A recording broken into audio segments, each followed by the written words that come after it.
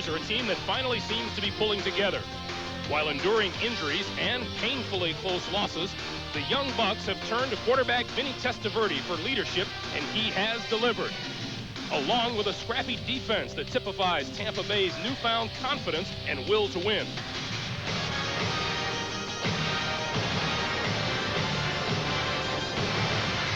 The Cincinnati Bengals began the season in fine fashion as Boomer Esiason paved the way to a 4-1 record, and with the NFL's leading rushing attack, Cincinnati seemed to be back in Super Bowl form. But the troubles have mounted lately, and with 2 straight losses at home, the Bengals are in dire need of victory today.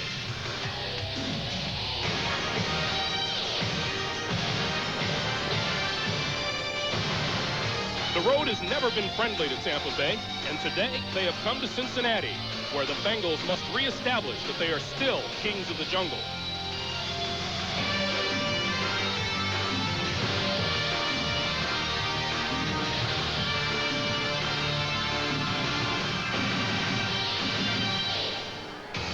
Welcome to Riverfront Stadium in Cincinnati, where this afternoon NFL football action has the Cincinnati Bengals playing host to the Tampa Bay Buccaneers. Here in Cincinnati, the AFC Central Division race is not a pleasant one to the Bengals or to their fans. It's much too close for their liking. Meanwhile, in the NFC Central, the Tampa Bay Bucs stand at 3-4 along with Green Bay and look to move up if either Minnesota or Chicago happen to stumble. And good afternoon and welcome to Riverfront Stadium, everyone. Along with Pat Hayden, I'm Greg Gumbel. The Tampa Bay Buccaneers, if you haven't seen them lately, a very young team, up and coming, growing together. They pull a surprise every now and then. Witness the defeat of the Chicago Bears earlier this season. Every young growing team, Pat Hayden, needs someone to focus on, and this is your specialty. For the Bucs, it's the quarterback. Well, it's never been a question of whether Vinny Testaverde was going to develop into a dominating quarterback. It was when. Now, he hasn't had a dominating career yet, but he's made a remarkable improvement from a year ago, and I think from the first game this year. Now, the key today for them is protection, because Ray Perkins said if we can protect Testaverde, he can throw against anybody. The Cincinnati Bengals are looking to make their mark once again. They had won 12 straight here in Riverfront Stadium, known as the Jungle, but they've lost their last 2 now, and for them, it's a matter of refocusing things, and again, we go back to the quarterback. Well, Greg, you're right. The problem has been they've not been able to get the ball into the end zone and score touchdowns the last 2 weeks. As a matter of fact, they haven't scored a touchdown the last 7 quarters. Now, Boomer Esiason, their quarterback, has said everybody needs to concentrate on their own job when we get inside the 20-yard line. So that's what they want to do. It's not a matter of new plays or personnel. It's a matter of execution. Well, the Bucs will kick to the Cincinnati Bengals, and it'll be Boomer Esiason and company that will get a chance to execute first, as Donald Igwebuike is set to get it going before a very noisy crowd here in Riverfront.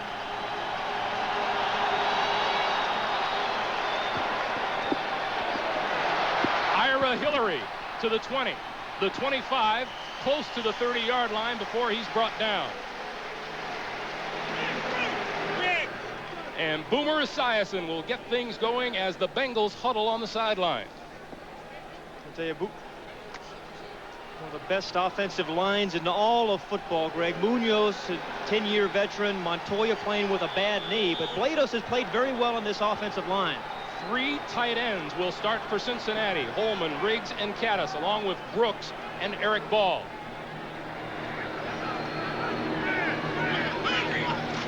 From the 28, this is Brooks. Breaking free, right side, across the 40. Ricky Reynolds was there to make the stop.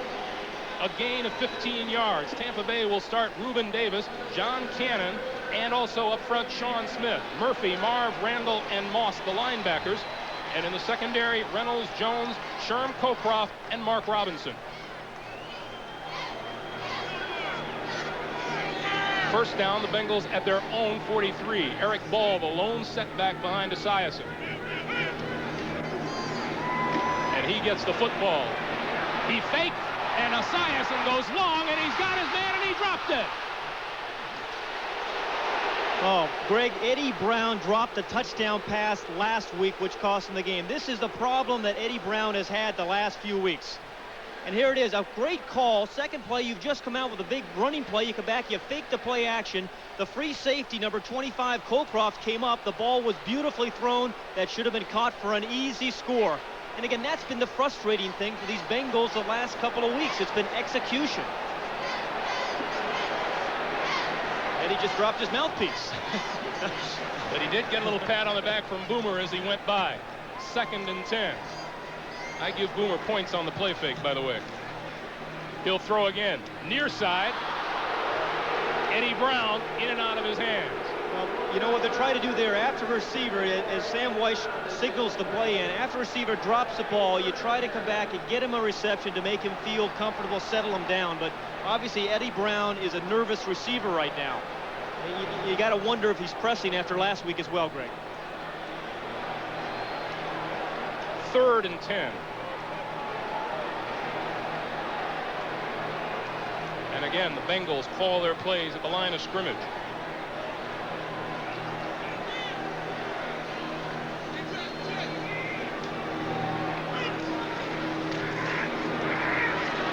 Esiason. Broken up by number 22, Rod Jones. The intended receiver was Tim McGee. Well, with a good play by Jones, but the point is the score should be 7-0 right now in favor of the Bengals. Again, everybody wonders what's wrong with the Bengals like this year. It is not personnel. It's just a matter of execution. Number 11, Lee Johnson.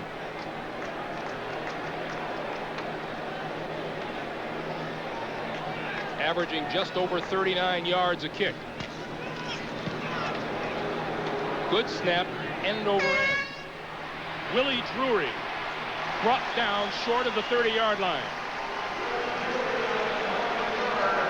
Number 55, Ed Brady on the tackle, and here comes Vinny Testaverde, making a 37-yard punt for Lee Johnson and a 9-yard return. And Testaverde will line up with 2 new offensive guards, Tom McHale and Carl Bax, replacing injured starters John Bruin.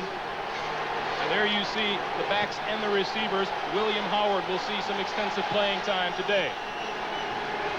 First down from their own 29, but Testaverde goes to work. 34 is Lars Tate, and he is across the 30 to about the 32. Here's the Bengal defense. Jim Scow, Tim Crumry, Jason Buck. A good, solid linebacker core. Leon White, Carl Zander, Joe Kelly, and Reggie Williams. Lewis Phillips, Eric Thomas on the corners. Ricky Dixon, David Fulcher playing very well at safety. Great speed in that defensive secondary, believe me, particularly on the corners.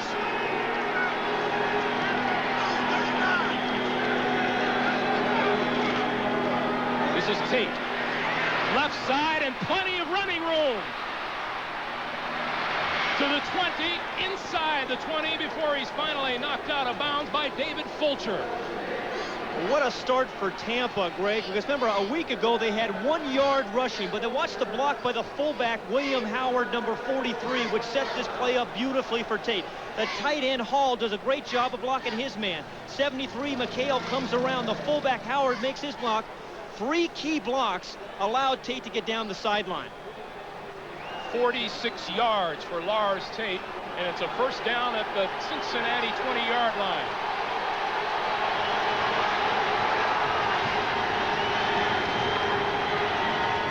Tate gets the call again, and he's tripped up as he crosses the 20. Tim Crumry, the center of that defensive line for the Bengals, the big man in on the stop.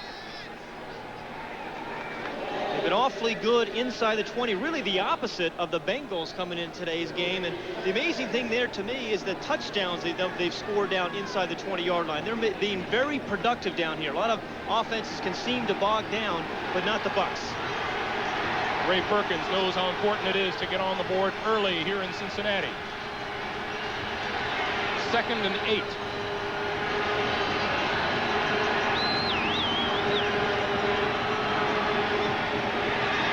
Testaverde looks, sideline, complete, Carrier out of bounds inside the 10-yard line, and a late flag flies. Yeah, that is a nice move by Mark Carrier. He did a couple of nice things there. Not only did he get himself open, but he came back to meet the ball from Testaverde. All right, Ben Dreit, thank you very much. And he was right. But what he did there, too, that first move after he makes the catch, he can make a lot of first tacklers miss, Mark Carrier can, with just that quick little step like he did there, picked up an extra 6-7 yards.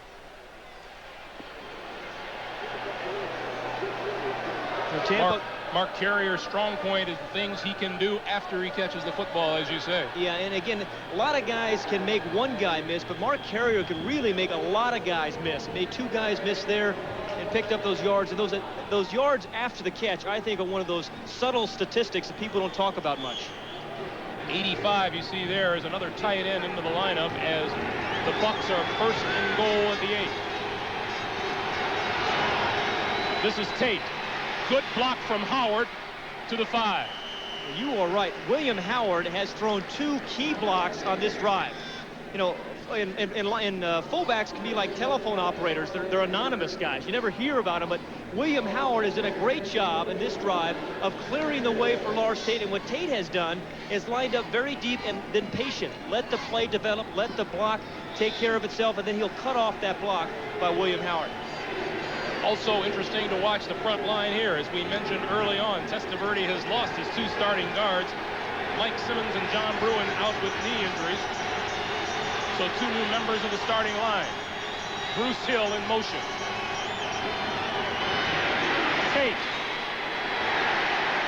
David Fulcher making the tackle after a gain of 1.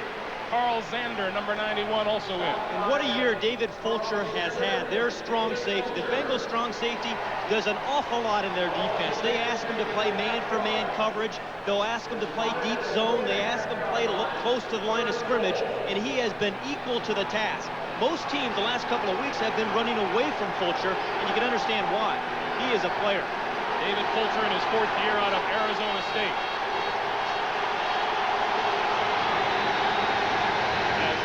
Gets into it on 3rd and goal.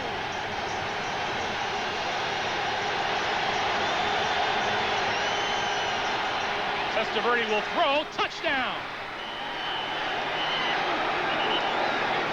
And with the loose ball, we'll wait for the call from the official. And there's a discussion at the goal line. Bruce Hill thinks he has a touchdown. The question is whether his feet came down when he had possession of the ball.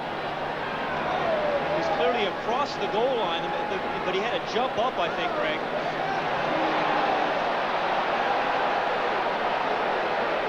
Here's Ben Dreit.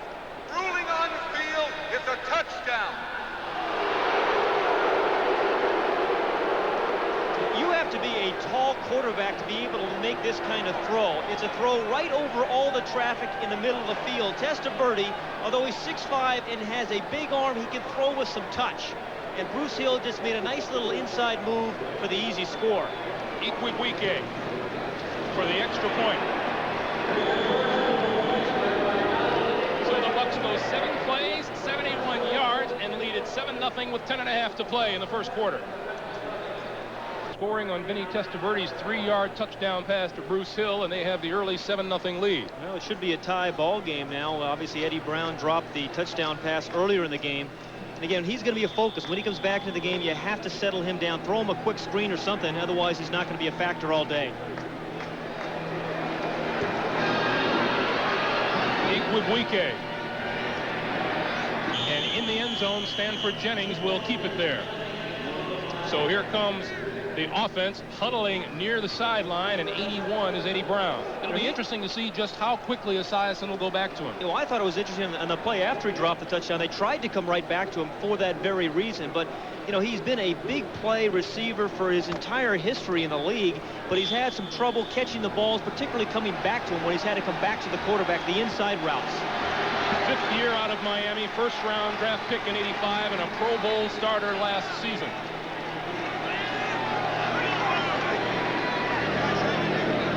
First and 10 Bengals from their own 20. They'll keep it on the ground with James Brooks. You know, amazing thing about James Brooks, although he's only 5'10" and 180 pounds, he is a physical player. You know, you don't have to be 6'2", 225 pounds to be a physical runner. He will take the ball from tackle to tackle and run tough inside. They pick up 4, and it's 2nd and 6, and again, the Bengals work right from the line of scrimmage.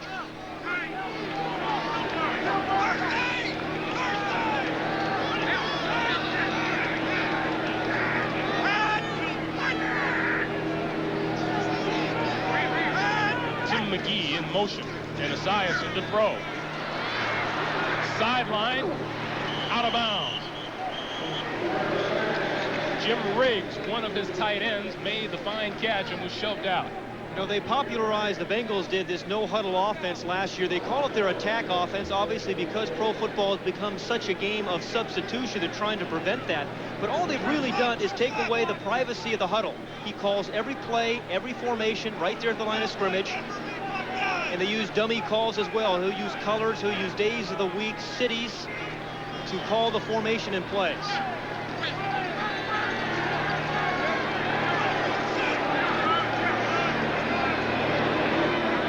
Third and 2. Flipping out to the near side and complete. And with plenty of running room is Rodney Holman across the 40, close to the 45-yard line, and that's a first down for Cincinnati. It looks like their center, Bruce Kozerski, the guy they can't really afford to lose. They've had so many injuries, is down, but great play action faker. Boomer Esiason is the best play action quarterback in all of football, I believe. He sells that fake exceedingly well. And then he comes a nice job, gets the ball out and throws the ball with touch right over the defensive lineman's hands into the hands of Rodney Holman. That's Brian Blados, who is on the ground. And a banged-up Cincinnati Bengals team doesn't lead yet another injury. We'll be back.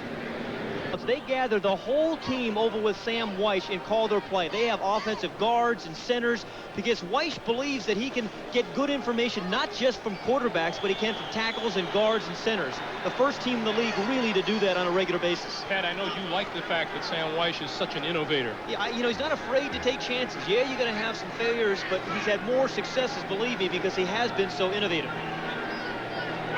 Eddie Brown in motion. On the ground, Eric Ball. And not much room to run. And maybe a pickup of 2. Yeah, terrific team defense. You see 4 white jerseys around the Bengal ball carrier there. The Tampa Bay defense as a whole runs to the ball better than any defense, I think, in the NFL.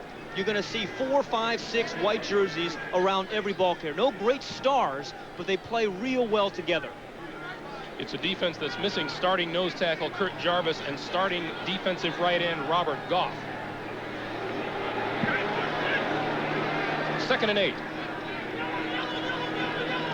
Mike Martin, number 88, in motion. Esiason to throw. Gonna go long, has a man open, and it's complete inside the 30, down to the 25. Tim McGee on the reception. Part of the Bengals' success, Greg, is they line up people in unusual formations, and they put different receivers in different areas than they ordinarily would. That time, McGee lined up very close to the end of the line of scrimmage, almost like a tight end, and ran the little corner route. It gave him a lot of room to be able to run the route and a lot of room for Esiason to throw the ball. And he is their speed receiver. 30-yard pickup on the play, and the Bengals are at the 25-yard line of Tampa Bay. After going 0 for 3, Esiason has hit his last 3 passes and is now 3 for 6 on the day. First down, Bengals.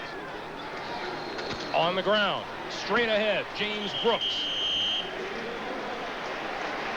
They talked about James Brooks being a physical runner. The thing amazing, again, he can run inside, has the speed to go outside, which we saw on the very first play, and he's an excellent receiver. He fits the Bengals system and what they asked for out of their tailback very well. James Brooks, the number 1 rusher in the AFC, came in today averaging over 5.5 yards a carry. 2nd and 5.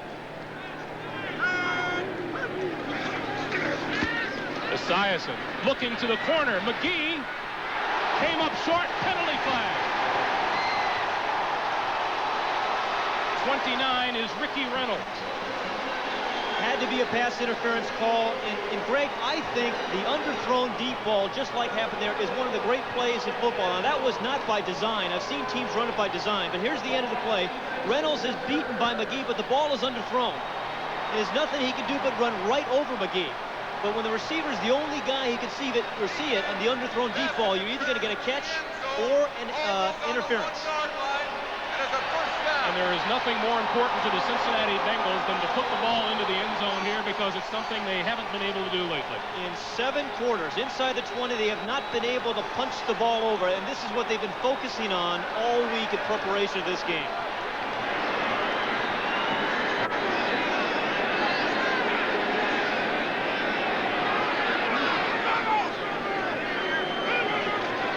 From the 1, Esiason will throw, touchdown!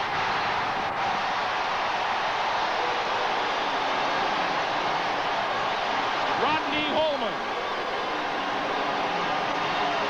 The first time this afternoon Esiason has thrown on first down, and he gets a touchdown. And Rodney Holman, ordinarily a tight end, lined up in the fullback position that time. Again, we're talking about a team that is a little bit unconventional. He'll come into your picture. He's lined up as a fullback. Again, watch the great fake. And again, nice block by the left tackle, Munoz. Again, wide open. Again, there was a little pick play inside, but he came into the flat from a different position than he ordinarily lines up in. I really like the innovation of that man, Sam Weish.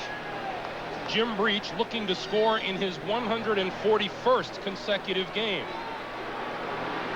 Only Fred Cox with 151 straight has more in NFL history. I was just going to ask you that. Glad you told me that. But a mix-up, it's going to be a delay of game call, so it'll be a longer than usual extra point attempt for Breach. But you know, we're talking to Sam Weish this week. He was, there's the time expired obviously, but talking to Sam Weish this week, and he says, hey, we don't use 5-yard penalty. We don't use the same formations from week to week. We don't use the same plays from week to week. He says, I don't consider my assistants really assistants. They're just, or a bunch of guys that sit around and brainstorm every week and try to come up with new ideas. So Breach will kick this one from the 15, so this will be a 25-yard extra point attempt.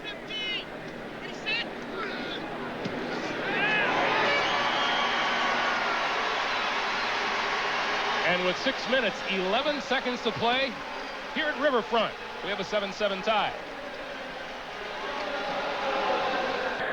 Welcome back to Riverfront Stadium. Number 82 in your picture is Rodney Holman on the receiving end of Boomer Esiason's touchdown pass, and the Bengals are just happy to get on the board for the first time in a long time. It has been a while, believe me. Tampa Bay's intended receiver of the kickoff stumbled, fell in the end zone, and fortunately for the Bucs, Bobby Futrell's efforts weren't lost. They rolled out of the end zone. Greg, we talked about innovation of the Cincinnati team. Again, the man circled is Holman, ordinarily a tight end, lined up there as the halfback. Now, two things, him coming out of the backfield and the block by the left tackle, Anthony Munoz, resulted in this touchdown. The great block there, terrific fake there to the fullback, that was Bell, and then boom, the easy score. Esiason's 10th touchdown pass of the season. So the Bucs go to work from their own 20.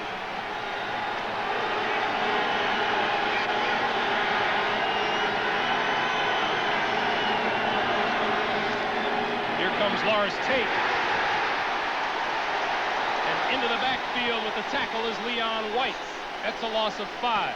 What a terrific play by Leon White. He has got incredibly strong hands, and once he gets his hands on a blocker, he is going to dominate most players. He takes on, gets his shoulder right into 2 players, ran through the fullback, ran through the block of Carl Bax, the guard, and then that's a terrific play by Leon White. Took on 2 blockers and still made the play. Leon White, you talk about his good hands. Cardinals once made him an offer to play some baseball, but he chose football and BYU. James Wilder in the backfield. Testaverde flares outside, and that's a completed pass. Tate with the reception and just avoided a huge hit on the play. He just avoided a major headache is what he avoided. That's a pickup of 3, and it'll be 3rd and 12. So Sam Weish said this past week that we have to play with great emotion today. And thus far, the crowd has been very much in the game, and the Bengals, both on offense and defense, have been very emotional.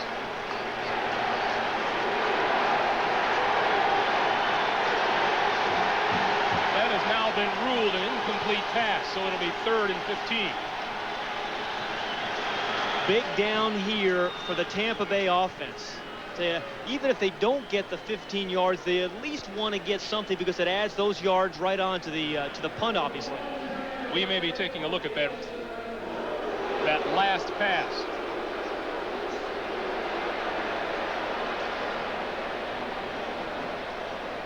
Taking a lot of time for maybe a no gain or a yard gain. Replay official today is Cal Lepore. Have another look at it. Again, Tate comes out of the backfield. Nice touch. The defensive man leap there. Yeah, I don't think. It's an incomplete pass. The way it was rolled on the field. Third down. No, you heard it straight from Ben Bryce. They don't argue with Ben either, do they? Absolutely not.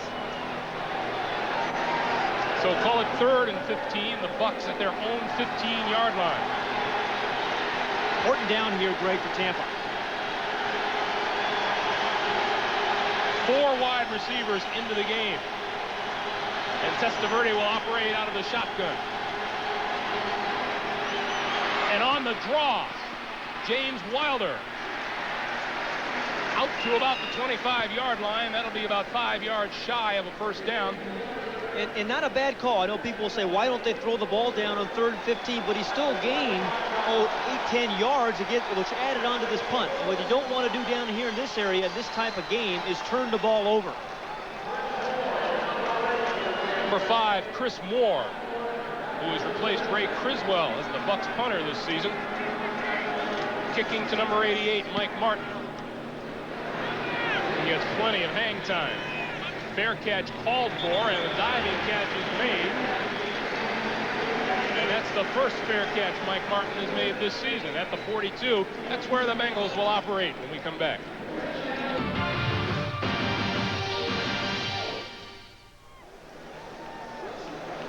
Greg Gumbel, Pat Hayden back at Riverfront Stadium in Cincinnati. 4:23 to play in the first quarter. We talked early on about how each team was looking to its quarterback to set the tempo, and Vinny Testaverde and Boomer Esiason have each tossed a touchdown pass, and we're tied at 7. And the Bengals begin with their 3 tight end format. Here's the pitch to Brooks. Good blocking, left side. Brooks close to midfield.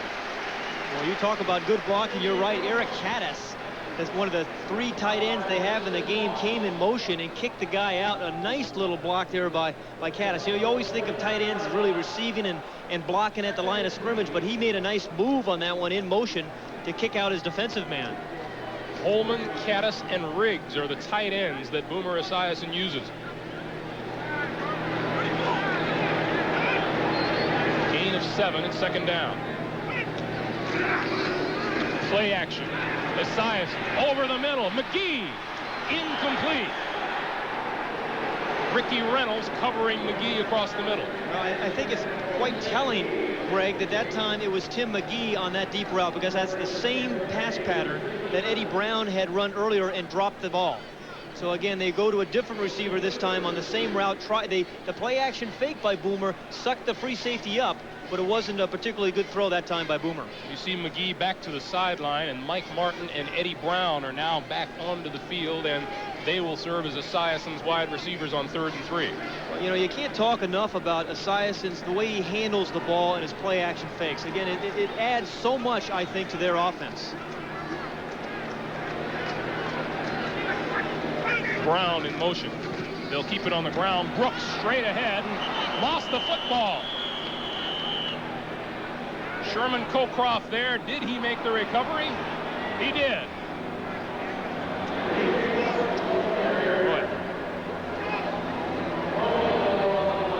Would have had the first 2, Greg. Tough inside run, but again, there's so many white jerseys around the ball. Now watch how many guys are going to surround James Brooks. When you're taking that many hits and you have that many hands and arms and helmets hitting you, you're going to lose the ball from time to time. 99, Eugene Marv was in there. Then it was Cockcroft, number 25, who made the recovery. Sherm Cockcroft, who is only on the team because of the injury to regular safety Harry Hamilton. That's a fumble the way it was ruled on the field. First down. Well, and that is a telling statistic right there. +9 this year. Again, Vinny Testaverde has made a remarkable turnaround in turning the ball over. Hasn't thrown near as many interceptions, only 7 on the year. And he's got great field position, his own 48-yard line. And he'll take it to the air. Over the middle, caught. Tight end Ron Hall. And that's a big gainer inside the 30 and a first down for Tampa Bay. You know, it's interesting. Dick LeBeau, the defensive coordinator of the Bengals, says that Vinny Testaverde is becoming a dominating quarterback in the league. He believes he's already arrived, and it's because of throws like this. There aren't too many guys in the league, Greg, believe me, who can make that throw. The guy is well covered, but he has such a big arm that he can squeeze the ball in there. And he didn't get that one picked off either. Last year, he would have thrown that ball perhaps a little bit too late and gotten picked off, but not this year. Coming into this game, Ron Hall had not caught a pass in 4 games. That's his first one in a long time, and he makes it a 20-yarder. First down from the 27. Back to the ground game. 32 is James Wilder. What a hit by Joe Kelly, number 58, the inside linebacker. Joe Kelly's a guy who they call their speed inside linebacker, who one of those guys who could run from sideline to sideline, and believe me, he put a stop on Wilder that time. Interesting seeing Wilder into the game. Joe Kelly put the stop on him there, but Wilder's a guy that Ray Perkins says has to be more of our offense today. Best running fullback we have. Wilder lost his starting job to William Howard, but Ray Perkins has promised him more playing time. 2nd and 8 from the 25. Testaverde to throw. Off to the side. Tate had it and lost it. That's incomplete, and the penalty flag is down.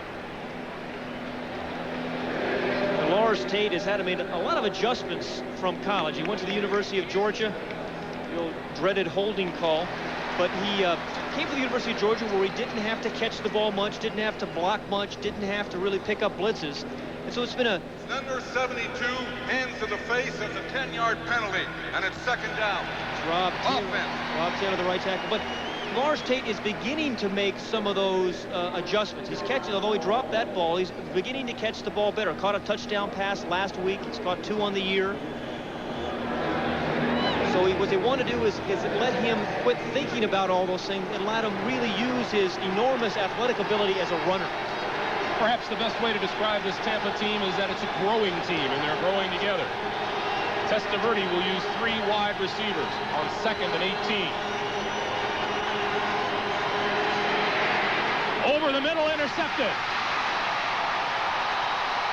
That's Joe Kelly. Kelly up the sideline, out of bounds, and the Bengals reclaim the football. Testaverde looked over the middle, and he had a receiver wide open down the right sideline. Now that's a ball that Vinny, I know, wants back. But we talked to him before the game. He's got a bum knee that he's a little bit worried about, and he couldn't get all his arm into that throw. But the 2 wide receivers lined up to the left. Fulcher, number 33, the strong safety, was on the blitz, putting pressure on Testaverde, and he couldn't get enough zip on the ball. Good zone defense by Kelly. Esiason to the air on first down, deep. And a penalty marker is down back upfield. Eddie Brown is not failing for lack of effort. No, he is not. I mean, I thought Eddie Brown was a penalty against the Bengals. Eddie Brown was the best wide receiver I had ever seen in college, quite honestly. I saw him a lot at Miami. And he's had some big years, a couple of Pro Bowl years for the Bengals. But this year it's been a problem just hanging on to the football, and believe me, it is not a lack of effort.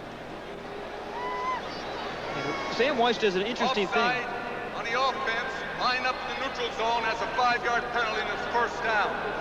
Well, you saw Sam Weiss signaling in there by a little gun action move there, but he gives Boomer Esiason 4 different plays to call on the line of scrimmage. It's a check with me situation. Most quarterbacks get 2 plays, a run or a pass. Esiason has 4 different ones to work with. 1st and 15 with the penalty.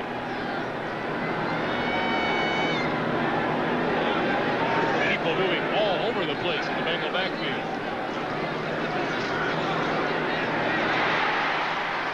Quick turn-in pattern to James Brooks. Talk about James Brooks and how valuable he is to this team. We've seen him run outside. We've seen him run with power inside. And that time he lined up as a wide receiver, or shifted to the wide receiver position, and caught the ball.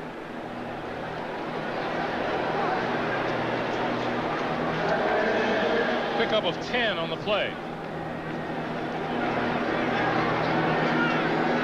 2nd and 5, the ball just over midfield in the Tampa Bay territory.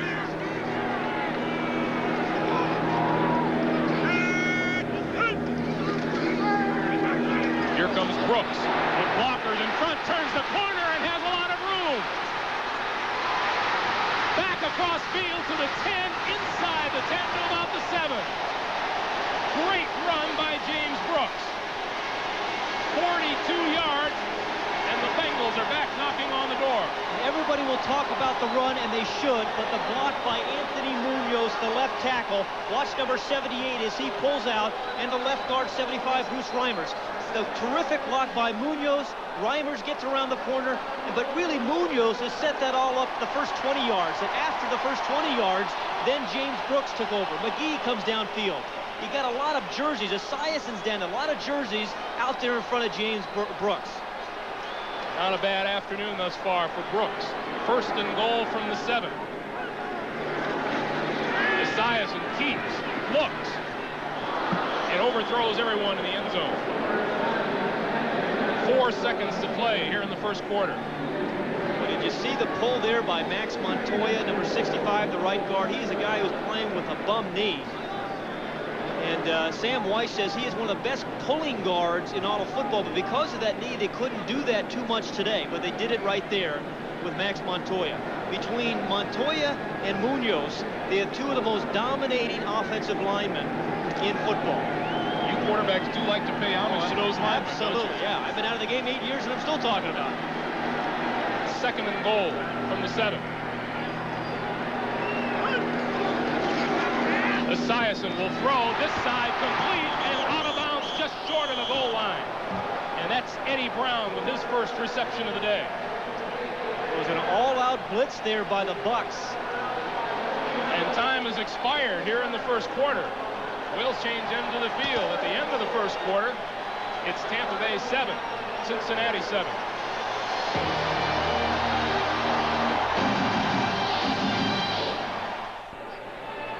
Welcome back to Riverfront Stadium as we get ready to begin the 2nd quarter. Greg Gumbel along with Pat Hayden and the Cincinnati Bengals are back knocking on the door. The 1-yard line with 3rd and goal on a beautiful, beautiful afternoon in late October. Good day to play a good ball game.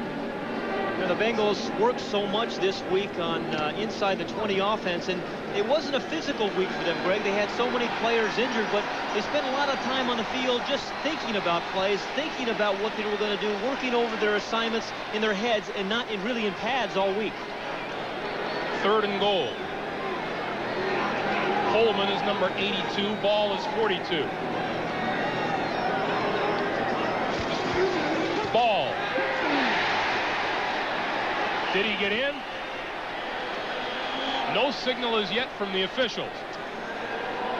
Eric Ball is a guy that Sam Weiss and the coaching staff feel very strongly about. A guy whom they say even if Ickey Woods were healthy this year, he would have gotten expanded playing time. But here's the Charge trying to run behind Munoz and Reimers on the left side. And Holman, the tight end, lined up in the backfield, who gets a nice block on Randall. But Randall, nonetheless, still made the play. Yeah, he looked that looked like it was over to me. At any rate, 4th and goal from the 1. Brooks and Ball behind Esiason.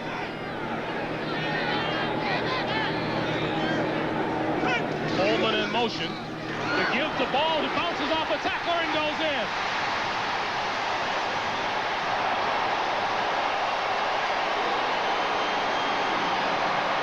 It looked like Mark Robinson who hit him but couldn't hold him. You are right. Mark Robinson hit him 2 yards deep in the backfield, and Eric Ball showed all of us something. The rookie out of UCLA. Remember him? He scored 4 touchdowns in the Rose Bowl a few years ago. Missed tackle by number 30. That's Robinson on the blitz. I tell you, that is all Eric Ball because Robinson gave him a shot. And that's what Sam Weiss saw in him that he liked about him. He runs through tacklers. Breach for the point after. So the Bengals go 53 yards in 6 plays and grab a 14-7 lead. Now, all week long, Pat, you and I heard from the Bengals side of things about how tough it was When they got inside the 20-yard line, they just weren't punching it over. And Boomer just described it as being in a funk. He said, I don't know what it is, and we're just in a funk. Yeah, it's exactly right. He said, you know, I would overthrow a guy one time, and another guy would miss a pass, or somebody would miss a block. But what you see today is 11 guys worried about doing their own job. I mean, Rodney Holman said this week that, hey, we have to quit worrying about the guy next to me. I need to do my own job first. If we do that, we'll score touchdowns. Let's flip things around now and look at things from the Tampa Bay side. They're the ones who got on the board first, and now they've seen the Bengals come back and hit them with 2 touchdowns. Well, this is an important series now, I think, to take some of the motion out of this game for the Bengals, because the emotion, the momentum is certainly on the Bengals side. And Ray Perkins said to us this week, he said, we are not good enough to beat anybody in the league unless we are playing at a high emotional level. So it's up to Testaverde and some of his offensive linemen to kind of get something going here and get something back on the scoreboard. Perkins also glad to have seen his team score from down and close, he says, because we've tended to self-destruct down there ourselves. 14-7 Bengals. Lee Johnson kicks it off. 40 is Donnie Elder at the 3. To the 20. And he is stood up at about the 23-yard line and finally bowled over.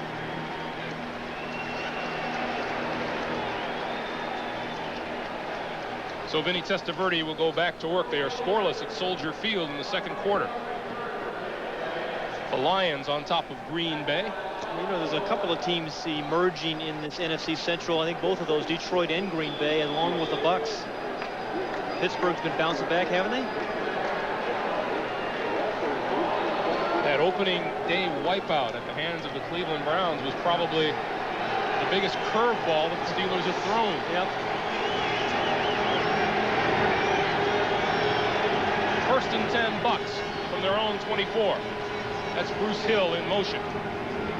We'll begin on the ground with Tate. What Tampa needs right now, I think, Greg, is kind of a sustained drive. They need to grind out a couple of first downs, running the football behind Lars, Tate, Wilder, and Howard, mixing in a couple of passes, get some confidence back into Testaverde after throwing the interception. And what that means is the offensive linemen really have to take charge in a game like this. And it's guys like Randy Grimes, the center, and their left tackle, Paul Gruber. Those two guys, the leaders of the offensive line, who need to step forward now. And again, it's an offensive line operating with 2 newcomers. Pick up a 4, 2nd and 6. And Testaverde calls time with the clock running down. So they'll take time. We will too. 13:06 to play in the first half. It's the Bengals by 7.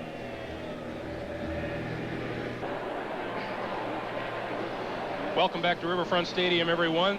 Take a look as you see what has produced the 14-7 lead for the Cincinnati Bengals, and Boomer Esiason, after missing on his first 3, has begun to click. And with 13:06 to play in the first half, the Bengals have a 1-touchdown lead. We talked about the different situations with these two teams, Pat. Is this a more important game to the Bengals than it is to the Bucs? Well, I think it's important to both of them, obviously, but the Bengals want to be a playoff team, should be a playoff team again. They're 4-3 now, tied for their division lead, but Sam Weiss said that this is a really important game because one game like this really gets us back on track.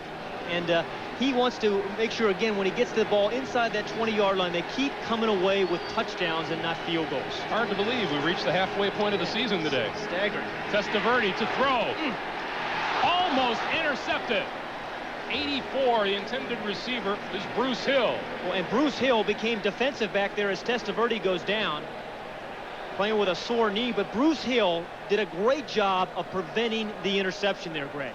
A lot of times receivers won't do that, and it drives quarterbacks crazy. Now, Eric Thomas, number 22, is waiting for this pass to be intercepted. He thinks it's coming right into his hands, but Bruce Hill sees that it's going to happen, goes up and knocks the ball away from Eric Thomas. But it was a late hit on Testaverde.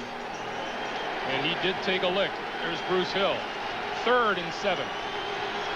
Make it 3rd and 6. Out of the shotgun. Testaverde with time, throws, has his man close to the 35-yard line. Mark Carrier, the receiver.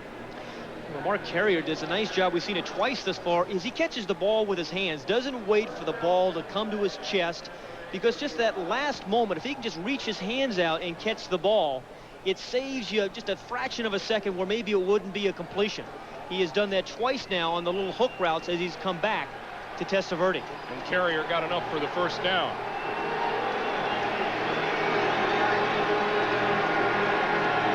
So from the 35, they'll stick to the ground, and Tate is hit close to the line of scrimmage by Jim Scow, number 70. Jim Scow is the leader of the defensive line of the Bengals, Greg. And what he does is he can put pressure on the quarterback as a pass rusher, but he also can play the run.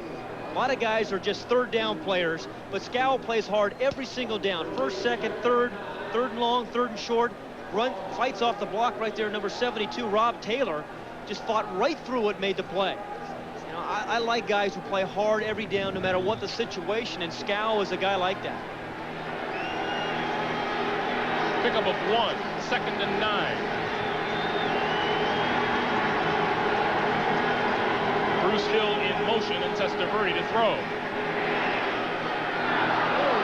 Incomplete. Eric Thomas all over the intended receiver, Mark Carrier, and the pass was thrown behind Carrier. And it was thrown behind him because it was Scow that time on the pass rush who got in Testaverde's way. Scow came off the corner. The play earlier we just talked about him being a physical run stopper. There he rushed the passer and really made Testaverde throw it before he wanted. Quarterbacks have an equally deep respect for defensive linemen, don't you? That's exactly right. Exactly right. He is a dangerous guy. He can go along like this and go along and miss a pass, and then the next play, he can go downtown on you. He has enormous ability in learning more and more about the position. But I was talking to him before the game, Greg, and he was really concerned about his knee. He says he really hasn't had to take a shot in the knee that he hurt a couple of weeks ago, but even last week against the Redskins, he said even when I got hurt in the shoulder, I could feel the pain as it came down into my legs.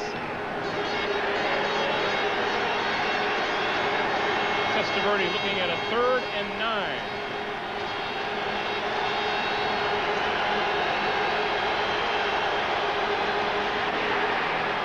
Lobbing it, complete to Bruce Hill. To the 20. Loses the football, out of bounds. It is still Tampa Bay ball. He said Eric Thomas, the back judge there said Eric Thomas didn't have possession before the ball went out of bounds. And the official was right there on the play. Here's the end of it. A great underthrown deep ball. We've seen it twice now. The adjustment made by Bruce Hill not only makes a terrific adjustment, but a sensational catch. Ricky Dixon, number 29, is going to chase him down. He cuts back inside. And then watch number 22. He doesn't have possession. He's bobbling the ball before he goes out of bounds, and the back judge is right there to make the call. 54-yard pickup to the 10. One more angle. He was still I think he was still bobbling that ball as he crossed the sideline. Now the 10 is where he lost possession of the ball.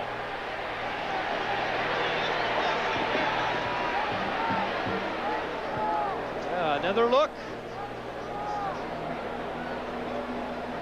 Cal Lepore seated to your left.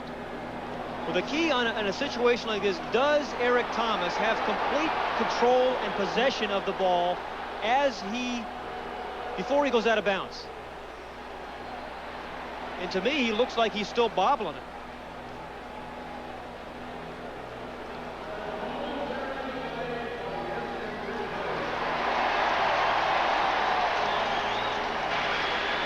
Ruling stays away, was ruled on the field. It's Tampa Bay's ball, an 11-yard first down. Not the most popular decision you could come up with here in Riverfront. Well, but I think it was the right call.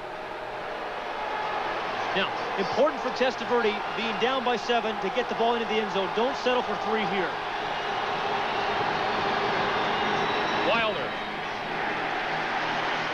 across the 10 to about the 8. Interesting thing watching, every James Wilder's running style, every running back has their own style, Greg, but he runs with his eyes straight up, or his head straight up, and he really sees a lot of things. A lot of running backs will keep their heads down, and if the hole's there, they'll find it. But what James Wilder does such a nice job of is seeing the whole field and being able to cut back when the hole's there, finding that soft spot. Has done it for years for the Bucs.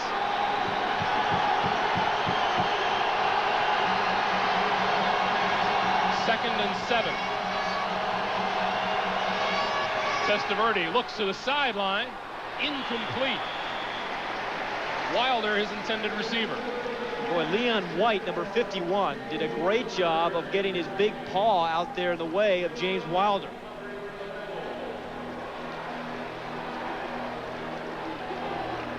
Now, here's a situation where you'd like to have the attack offense. You see all the guys coming in on the field for Cincinnati. They brought in about 6 different defensive players. If you're running a no-huddle offense here, you prevent that kind of situation on third in a very critical situation. 3rd and 7 for Testaverde.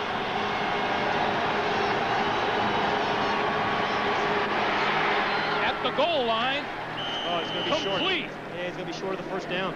To Mark Carrier, but he does come up just shy of first down yardage, it looks to us from here. But terrific courage there by Testaverde. Now, there's a situation where Testaverde knows he's going to take a shot. He had a blitz, and I believe on the outside it was Joe Kelly who was about to watch the charge, but he feels the pressure. He steps up on the outside, the left part of the screen, I believe is 58. Joe Kelly, who's going to hit him, comes off the corner. Testaverde knows that, but still delivers the ball into a tight area, a tight spot. Looks like the Bucs have made the decision to go for it on 4th. And Vinny Testaverde calls timeout. He wants to get this one right. So it'll be 4th and 1 when we come back to the jungle. 9:33 to play. First half, Cincinnati leads it. Impressive drive by the Bucs, and Greg, we were just talking about it. That's what they needed. They needed a long drive to get the momentum back and take the crowd somewhat out of this game, although you can hear them now as the Bucs get ready to score. They can get a first down without a touchdown.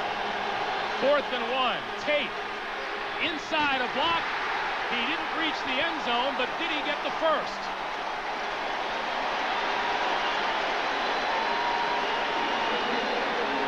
Reggie Williams thinks not. Well, there's like 22 guys out there who pretend like they're officials on plays like this. You ever notice that? Everybody becomes an official.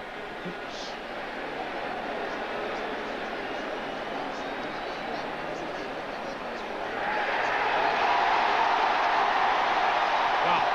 The Bengals hold. Terrific. The key here is the penetration by this defense. Watch how many dark jerseys go wide and then get first. The low man, number 71, Hammerstein, gets a shot first, knocks up off the rhythm. And then there's 3 other jerseys, including Leon White, number 51, who puts a stop on him. But again, good team defense. Short yardage is nothing but low man wins. And they were talking this week, the Bengals, Sam Weiss was saying our short yardage and goal line defense has been the best part of our defense this year. And not a bad call by Ray Perkins. No. If he doesn't make it, he's got excellent field position defensively. Absolutely, and you give it to a big back like Tate, and you figure he's going to be able to get a half a yard.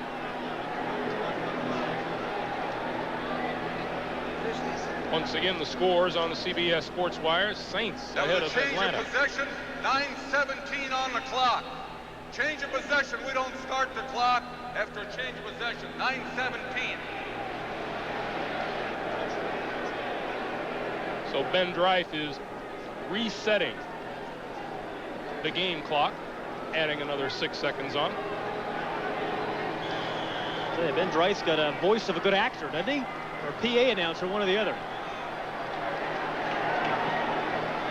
Deep in their own territory, the handoff, Eric Ball. Man.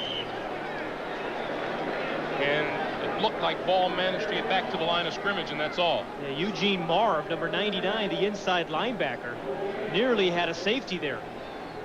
And twice we have seen Eric Ball show his physical running style, once for the touchdown, and they're just preventing a safety. 54, Irvin Randall made the tackle. Randall playing on a tender ankle today. 2nd and 10. Esiason loses the ball in the end zone and is out of the end zone for the safety. You know, I think the ball hit a running back. When he was bringing the ball back, I think he lost it when it hit the hip of one of the guys in the backfield. So that defensive field position pays off here for the Bucs. Watch as he goes back. I think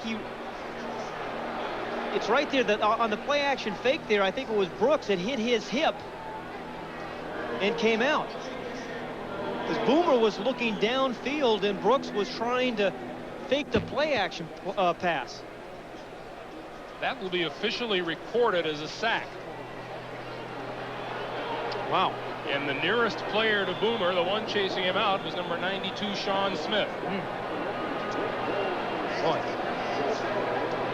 Well, again, the Bucs have played pretty good team defense all year. And again, there you see they did their job there, obviously, on the safety. And now their offense is going to turn around and get in pretty good field position. They have great respect for that guy, one of the more physical quarterbacks in the league. He and Phil Simms, I think, two guys who take more shots and are beaten up, I think, more than anybody in football, and just hang in there and take those shots and the lumps during the course of a game and a season and find a way to beat you in the fourth quarter. Here's another look. I think James Brooks in the I formation. See if it goes off his hip. Yeah, off his elbow. Yeah, see, Boomer was looking downfield and went right off Brooks' elbow. And Boomer did the right thing and just taking the safety rather than trying to make something happen and maybe giving up an interception. You talked about the improved defensive play. That is the 20th sack of the year, and it equals the number of sacks the Bucs recorded all last season. Bobby Futrell takes the free kick and returns it close to midfield. So now, offensively, back comes Tampa Bay. Yeah, and it's a game. Obviously, this is a game of ebb and flow and momentum. And right now, the momentum is on the hands in the hands of the Bucs and that man, Vinny Testaverde. And again, in that last drive, what they did is they got a little bit of a running game going and a terrific play at a Bruce Hill. And if they just squeeze some more yardage and first downs out of the running game, they're a tough team to defend because they can throw the ball well. Bruce Hill to the bottom of your screen. Mark Carrier to the top. First down at the 48. Keep it on the ground to James Wilder. Across midfield to the Cincinnati 48. We'll call it a pickup of 4, and it's 2nd and 6. You know, I've been pretty impressed with this Bengal defense stopping the run thus far, Greg. You know, they came into the game not really doing a very good job, particularly of stopping the run, but they've done a pretty nice job today. Coming in, both teams said they would like to blitz a little bit more, and I think we've probably seen the run a little more than we expected. You're absolutely right. Under 8 minutes to play here in the first half. 2nd and 6.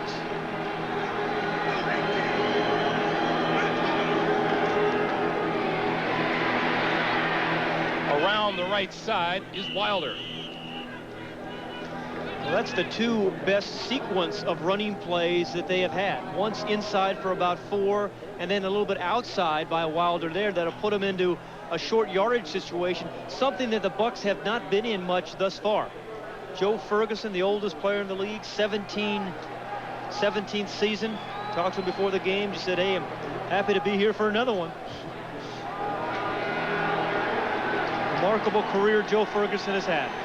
He is there if Testaverde goes down, as he did earlier this season. 3rd and 1. To the near side. Tate steps inside a block, out of bounds, first down yardage. What about the job Eric Thomas, number 22, the corner, did there on the short yardage? Now you think about defensive backs, what they have to do. They have to cover guys who can really run. Lower right, number 22. They have to be quick. They have to cover wide receivers man for man. Then they have to take on big old fullbacks like Howard. And he turned to play inside, but that's a terrific play by Eric Thomas. And I have such respect for those corners because they have to be able to cover guys like Jerry Rice all over the field in man for man coverage. And then they take on guards and tackles and fullbacks. A different position, another position I couldn't play. First down, Tampa Bay. At the Bengal 38. Then he's used his 3rd timeout. Timeout. Cincinnati The clock down to 1 second remaining, and Testaverde just didn't have time to get the play off. 6:58 to play here in the first half, and it's 14-9 Bengals. Colorado next Saturday for that big game in the Big 8, and there's a guy who knows the feeling. He'll be watching that one, the All-American from Nebraska. That's going to be a terrific game. I think it'll be number 2 versus number 3 next week after Miami lost yesterday. Darian Hagan, the quarterback of Colorado, is having a terrific year, as is Godowski, the quarterback from Nebraska. 1st and 10, Testaverde to the air, lobbing it for Carrier. Caught by Carrier. Inside the 15-yard line, and a terrific catch by number 88. Eric Thomas, trying to defend, did all he could. You know, you have to wonder now if this underthrown deep ball is part of their offense, Greg, because we've seen Bruce Hill do it a little bit earlier.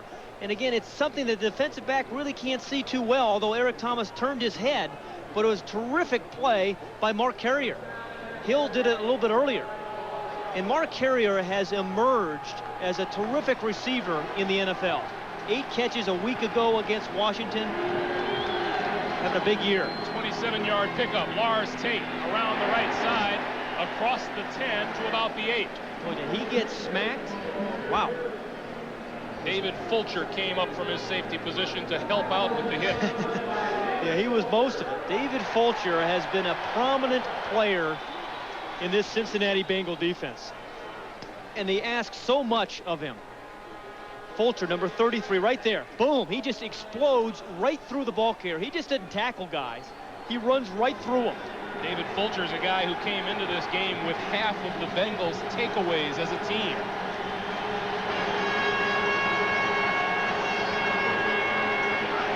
Testaverde over the middle. His receiver slipped, and a penalty marker flies. And this one may go against Tampa Bay.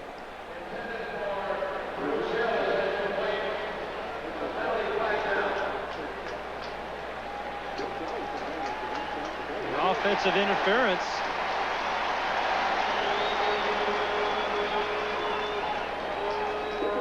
Offense, pass interference number 82, 10 yards and 2nd down. That's tight end Ron Hall.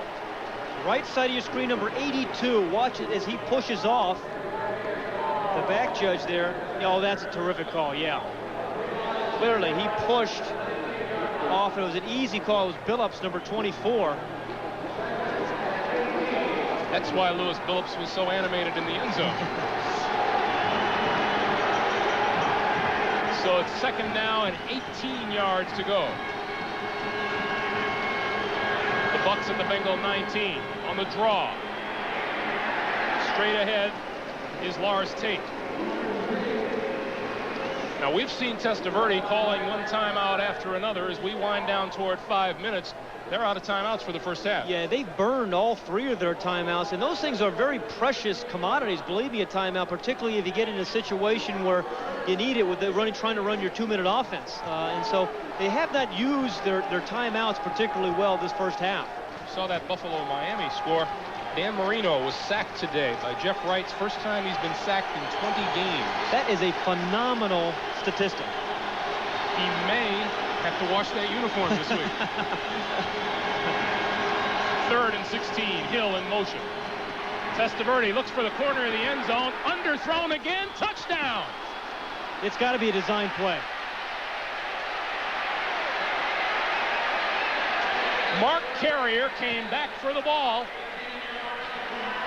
You are seeing some unbelievable adjustments by wide receivers. Bottom of your screen, Mark Carrier, because he is well covered. I mean, this is frustrating for Eric Thomas, number 22, because you can't cover a guy any better than that. Terrific concentration. Not only did he make the nice adjustment, the ball got bounced up and had great second catch on the ball. Talked about him emerging as a wide receiver, and he certainly has. He can go up top and make big plays, and he's a good possession receiver, and particularly good after he catches the ball. Second touchdown pass of the day for Testaverde.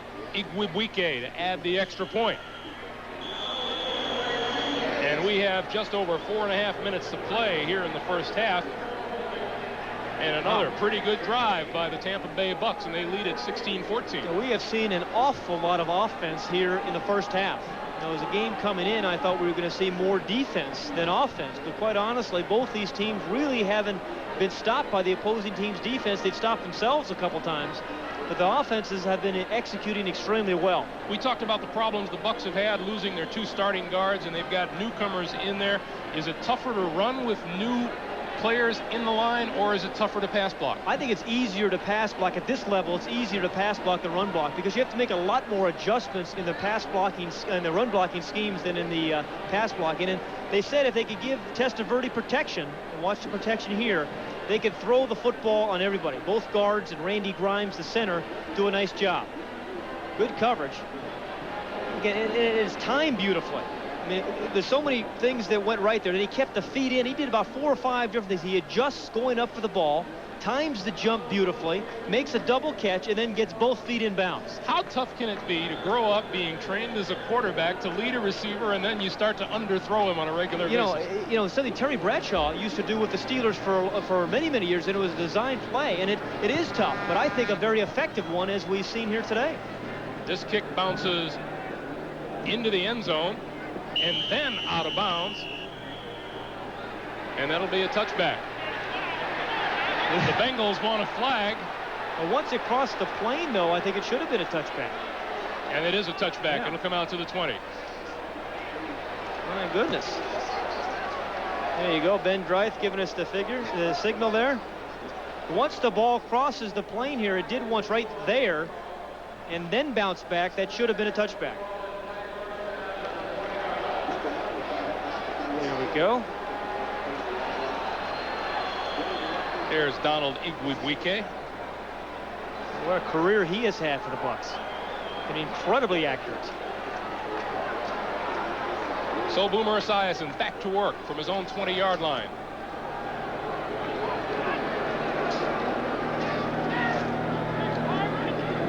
Has shown a tendency to run on first down.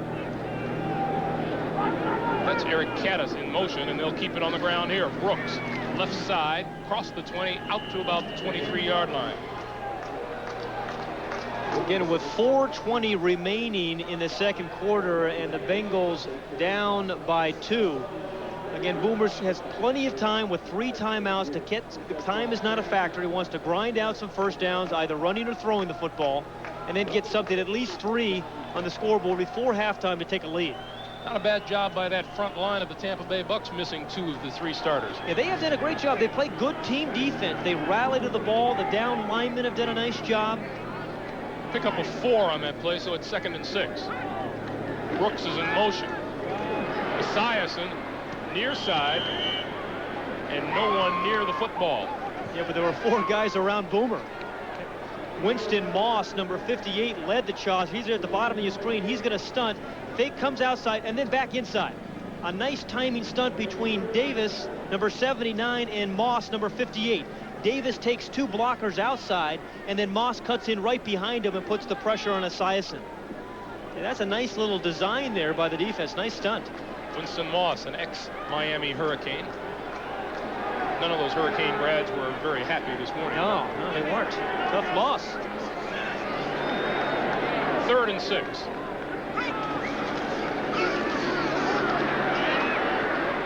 This one is caught at the 40-yard line. Penalty marker is down. Tim McGee made the reception, and this one came out of the secondary, and an official is separating players. You know, I think left-handers throw some of the easiest balls to catch. And maybe it's just the way it, you know, Stabler was like that when he played with the Raiders, and Esiason's like that. The ball always seems, first of all, to be incredibly accurate. He has thrown every ball right on the numbers. And it just looks like a softer. It's the holding call against the Bucs. But it looks like a softer pass they throw. And I think left-handers can really deceive you, too.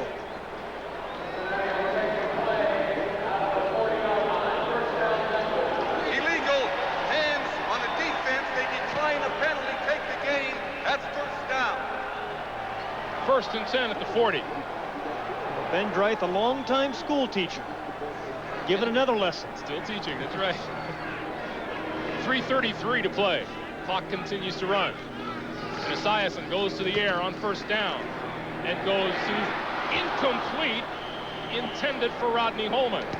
Boy, is Boomer upset with himself. He had a Holman wide open. And the NFL guys don't get that open too often. But after the throw, watch. He knows he had a free one there. But you know what? It was the pressure by number 79, Davis, that prevented Boomer from following through just a little bit that made the ball sail high. 2nd and 10.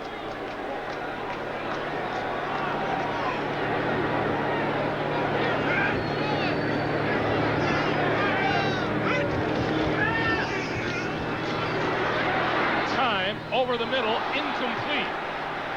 Intended receiver Mike Martin, and he was well covered. Yeah, and again, a very good rush inside by Sean Lee, that time number 97 of the Bucs.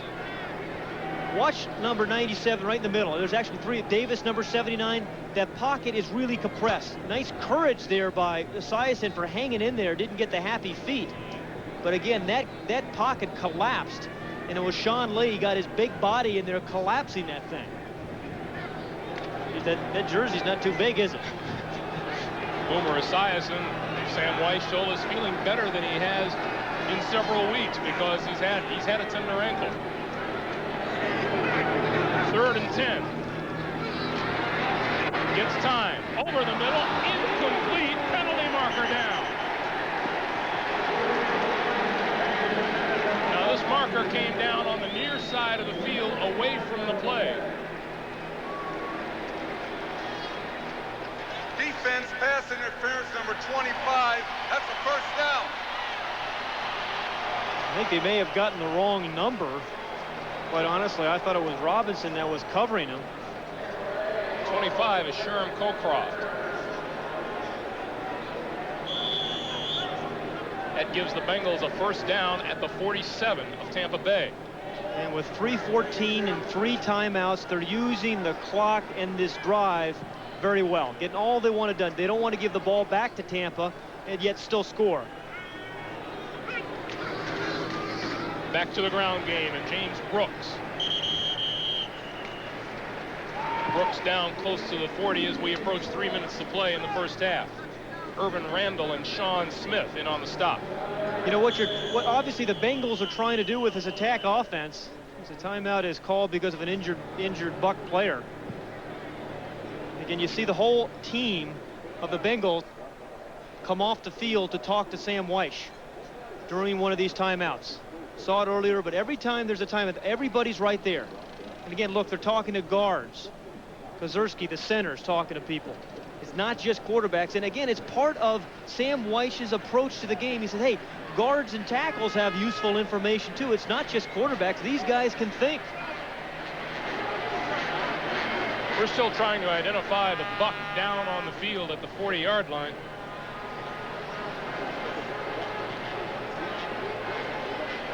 It's like number 54, it looks like. That's Irvin Randall, who came into the game, I believe, with a sore ankle.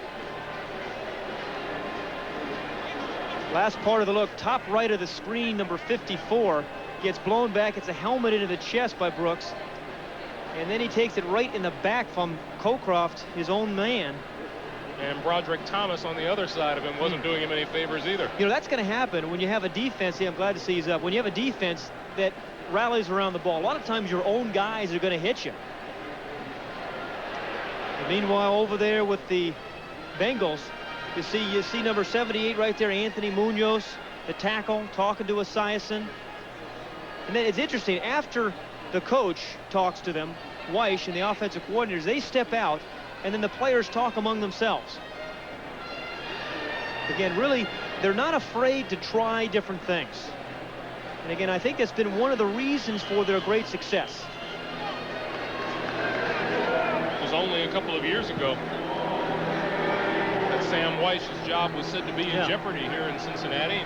Management here said, no, we like him, and they made proved to be the right move.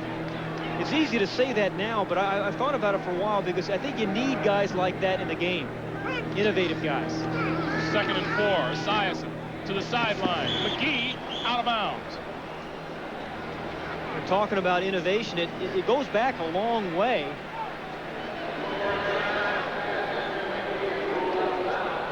Sam Weiss, we talked about him being an innovator, but he was saying that really Paul Brown, who started the franchise here, was a great innovator himself. Started the face masks and playbooks and was a great innovator. So the environment has always been around this franchise for new and fresh ideas.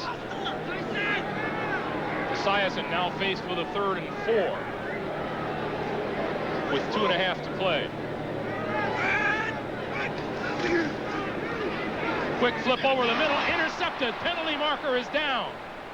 Penalty marker is down. Sherman Cockcroft made the interception and will check the flag.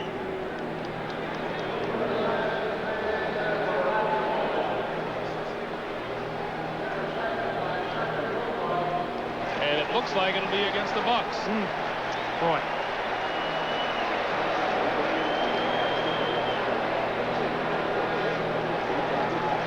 There was a holding call, I guess, against the Bucs.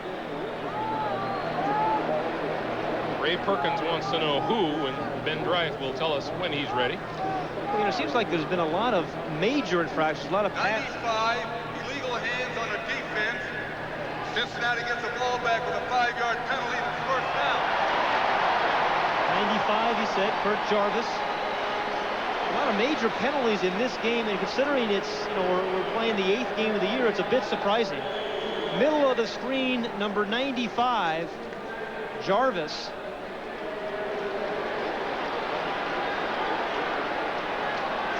And you see the hand right there. Yeah, right in the face mask.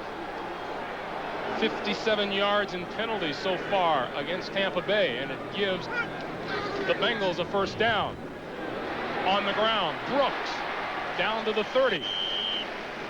Sam Anno, number 56, made the tackle for Tampa Bay.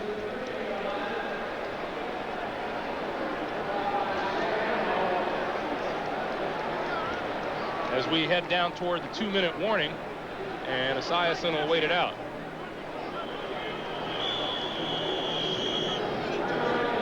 So content with a 6-yard pickup. When we come back, it'll be 2nd and 4. The Bucs lead it. The Bengals threaten. Great day in Ohio. We have a well-fought battle between the Bucs and the Bengals. 2 minutes to play, and the Bucs lead it by 2. I want to remind you, coming up at halftime, Brent and Irv have all the scores, highlights, and latest information from around the NFL, and Dick Butkus takes a look at those grounded New York Jets. Here it's 2nd down and 4. The Bengals from the Tampa Bay 30. Brooks in motion. Esiason, far side, complete. And that is Brooks, and the clock continues to run. Rod Jones was there for the stop. Cincinnati still has all 3 of their timeouts, so the clock really should not be a factor. And I think the thought here is to use as much of this up as they can and don't give Tampa Bay another chance.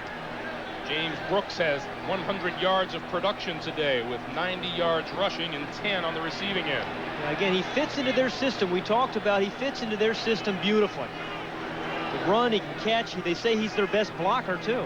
First down from the 23. Esiason looks this way, scrambling, throws it away just before he is run over in the backfield. Boy, was he run over, too. It was 95, Kurt Jarvis, who ran over him. Rondy Weston, number 77, puts the initial heat on him. 79 is Davis. Nearly gets him there. And then it was Jarvis. And then there's Jarvis. Then there's Jarvis. And then came Jarvis. That stops the clock with 1:11 to play here in the half.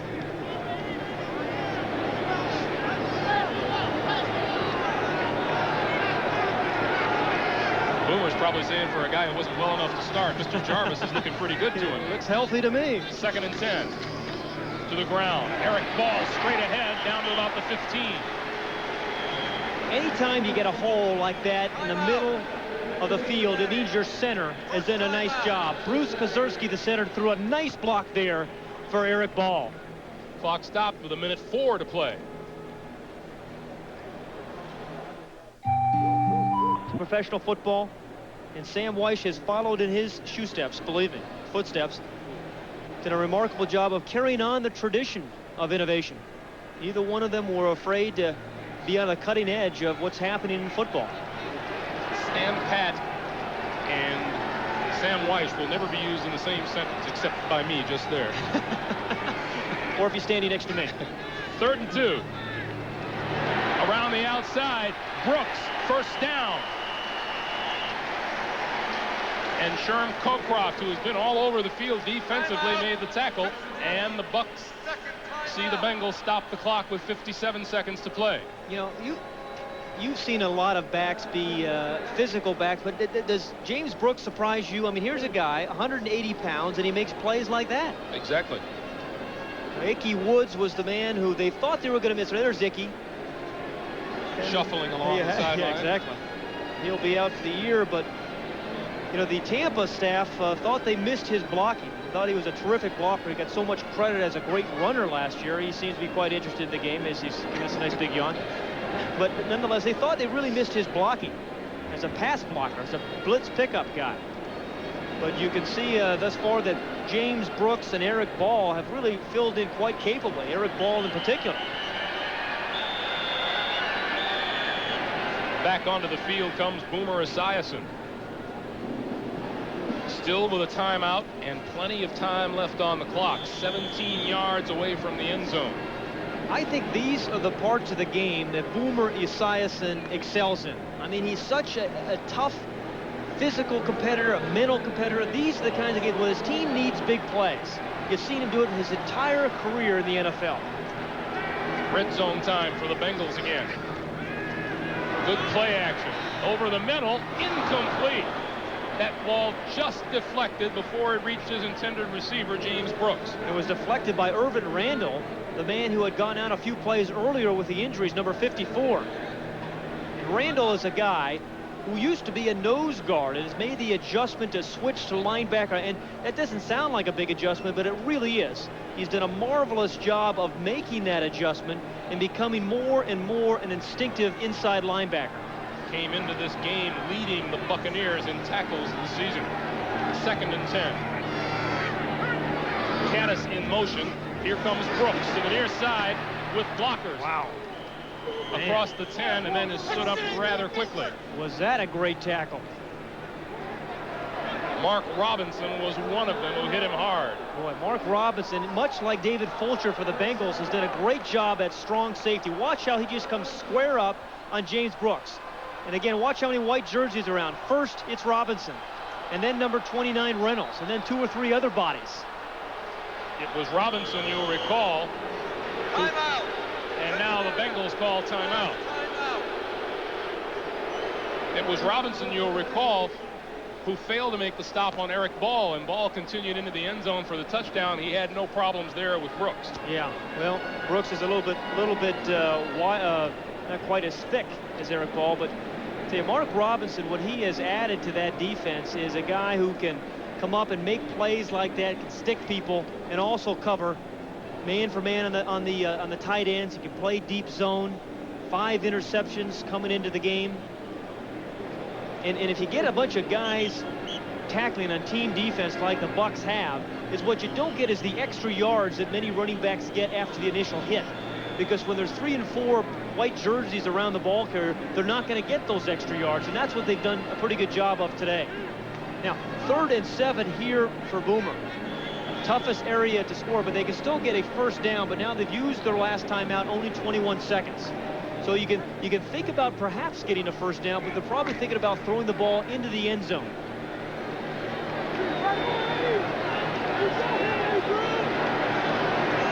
Third and 7 from the 9.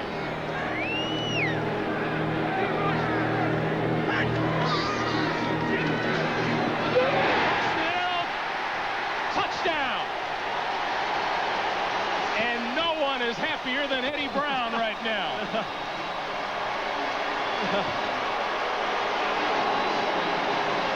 And Sam Weiss, one of the first guys onto the field to congratulate him.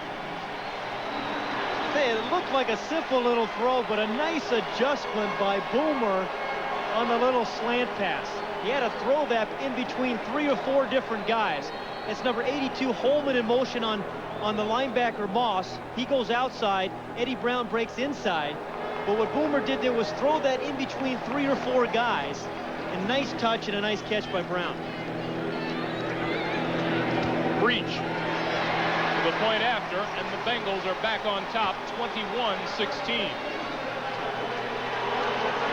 Well, we just said that Boomer Esiason seems to like those kind of moments and responds well when his team needs to. And Boomer did it again. If you weren't with us early on, Eddie Brown dropped a potential long touchdown pass, came back and dropped another pass to the sideline, and was immediately hit with the loudest boos I've heard in a long time. Well, you can see him smiling now. He's a happy young man. Again, sometimes there are critical moments in everybody's career and in games, and that may have been one for Eddie Brown. He's had a tough couple of weeks, and he makes a touchdown catch there, and you start feeling a lot better about yourselves. You might not normally think that a 5-year veteran would begin to have problems with self-confidence. Yeah, it's amazing. #1 draft pick who's been successful his whole career, but in professional football, you miss a couple of balls, the crowd starts getting down on you. It can change quickly. Concentration and confidence is a very fickle thing. 80-yard drive, and Esiason took up more than 4 minutes on the clock. That's a beautiful throws his second touchdown pass. Bengals were concerned about getting the fans back on their side. David Fulcher this week said it was the jungle, but we had lost 2 in a row, so now it's just playing Riverfront Stadium again, and so far they've done a good job of turning it back into the jungle. Johnson rolls the kickoff downfield, picked up at about the 18 by William Howard, and out near the 40-yard line with just 11 seconds left on the clock, and neither team has a timeout. So they run the clock out here, and the Bucs go down by 5, going to halftime down 5. And again, really, it has been an offensive show, Greg. I mean, I'm a little bit surprised with as much offense we've seen for the Bucs. We've seen some terrific adjustments by the wide receivers on some underthrown deep balls. From the Bengals, we have seen some sustained drives. We've seen a much better running attack, and Boomer Esiason has done a nice job of distributing the ball to a number of different receivers.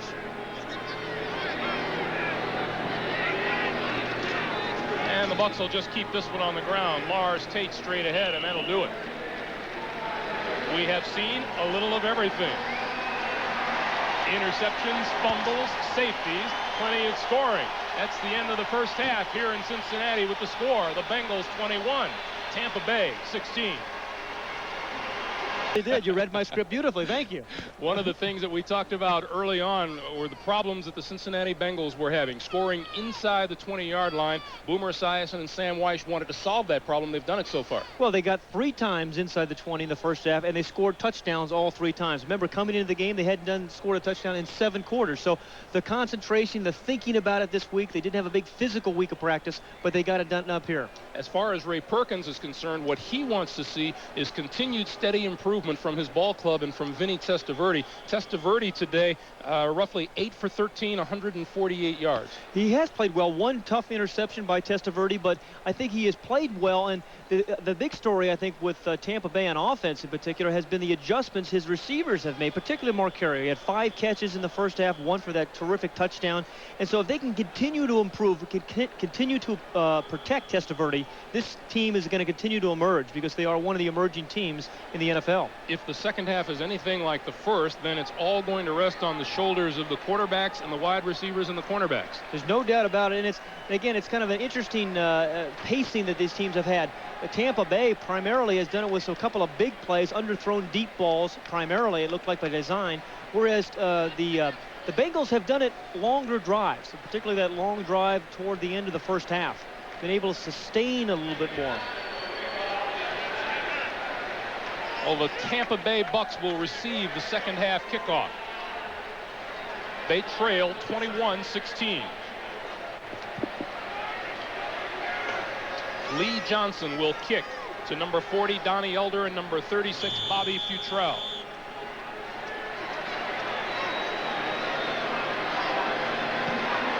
And here we go. Futrell, 3 yards deep in the end zone, and he'll keep it there.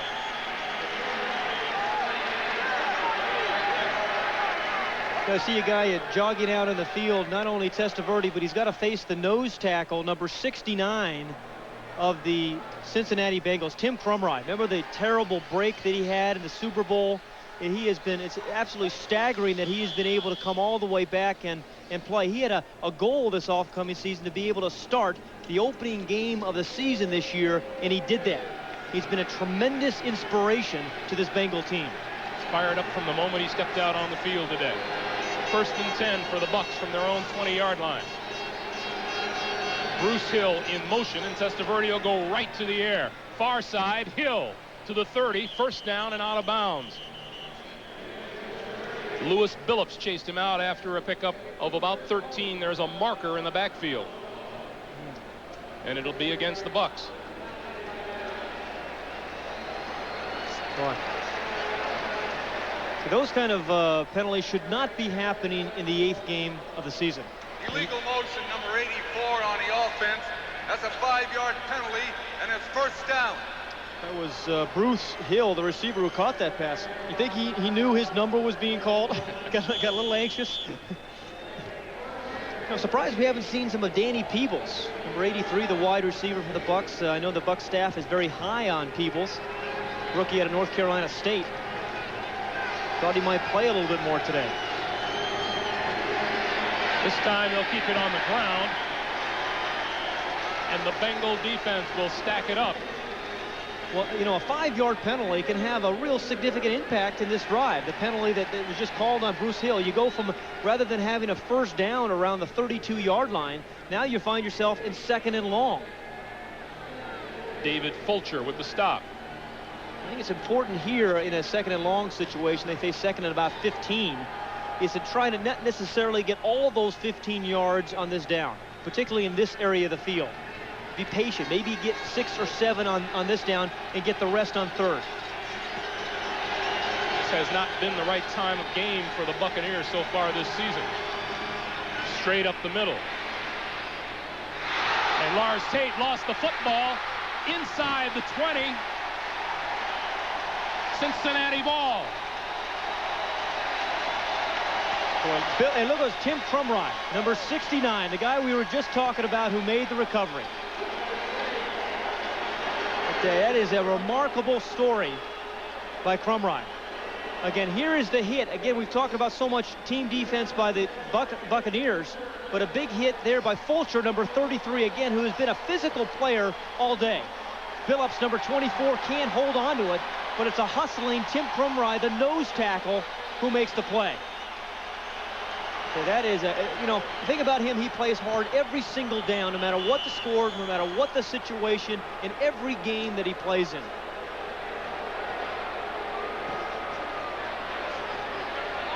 Number 63, Joe Walter, in on the offensive line for Cincinnati. Brian Blados was injured in the 1st half. We don't have a report on him yet, other than the fact that he's not expected back. Take another look at the fumble and the hit by Fulcher, number 33. Who's been a big player in this game thus far. It was Fulcher and Carl Zander, I think, number 91, who actually stripped the ball. Billups couldn't handle it, but it's the big old nose tackle, Crumry, hustling over there. The play stands the way it was ruled on the field. That's a fumble. 1st down.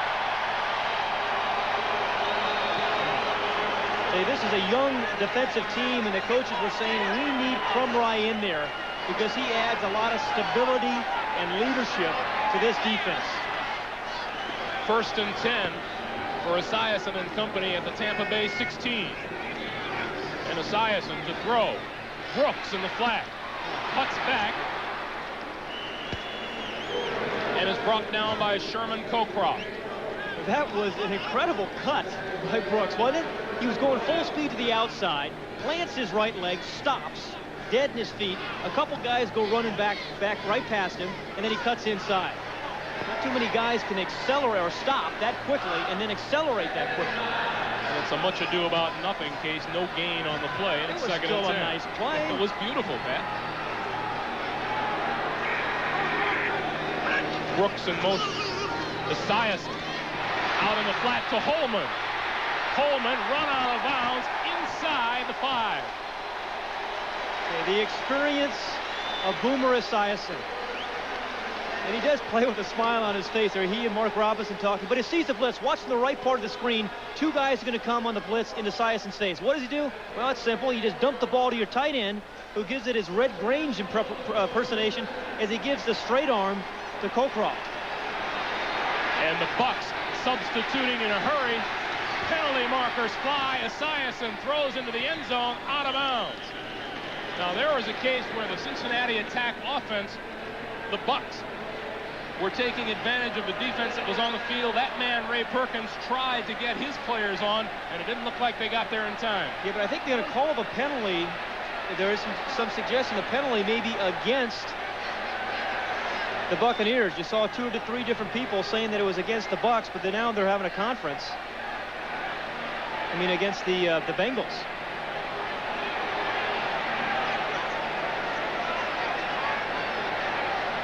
Well, here comes Ben Drive. There are too many men on the offense, too many men on the defense. That's an offset.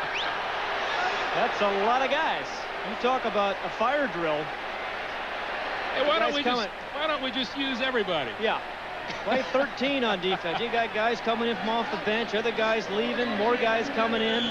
Broderick Thomas ran over the left guard of the Bengals on his way in. Well, I always say if you can get away with playing 13 on defense, you have a much better chance of stopping them.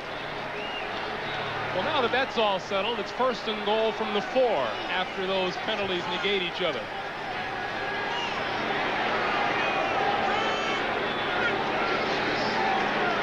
Brooks.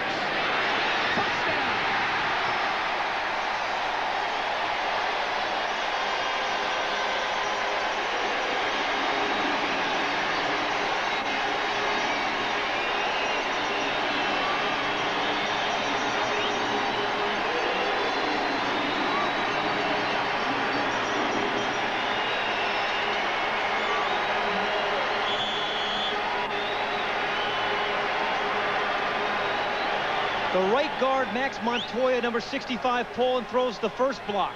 And then the wide receiver, Tim McGee, number 85, picks up a block, but it was Moss, number 58, who probably should have tackled him. The 2 nice blocks on that run. Breach for the point after. And they are roaring in the jungle once again. 12:58 to play in the 3rd. The Bengals lead it 28-16. Wide receiver Tim McGee. Now these guys ordinarily get paid for catching the ball, but when you have a wide receiver that can block, you can do something like this. Brooks comes around the corner, and you can see number 85 come right in your screen right there. He kicks out the defensive back, and that is why James Brooks scored.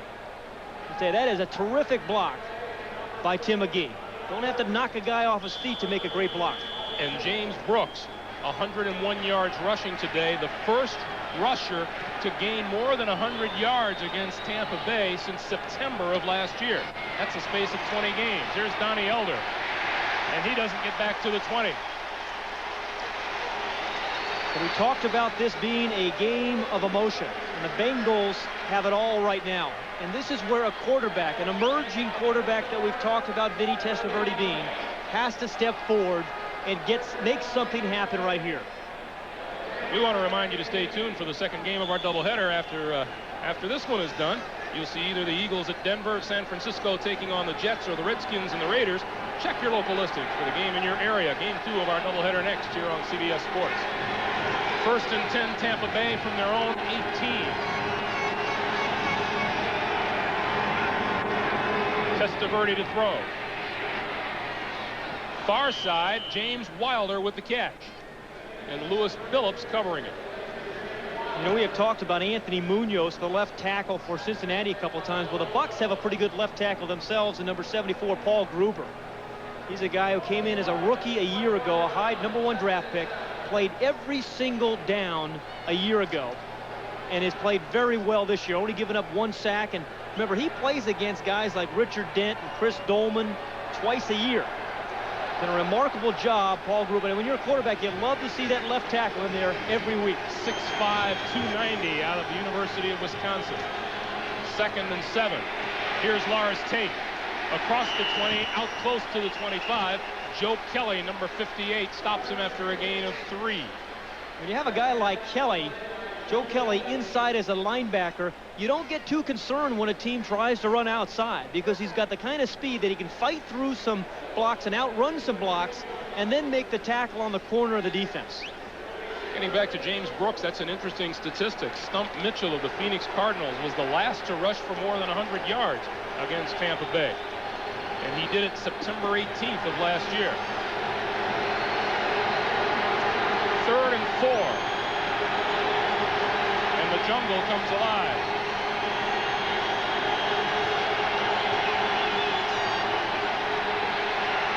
Testaverde, far side, incomplete.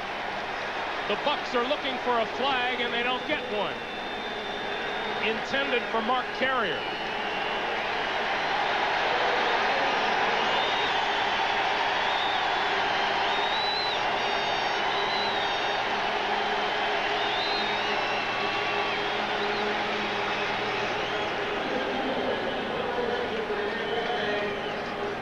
Chris Moore will kick it away. He'll probably get it away close to the 15-yard line.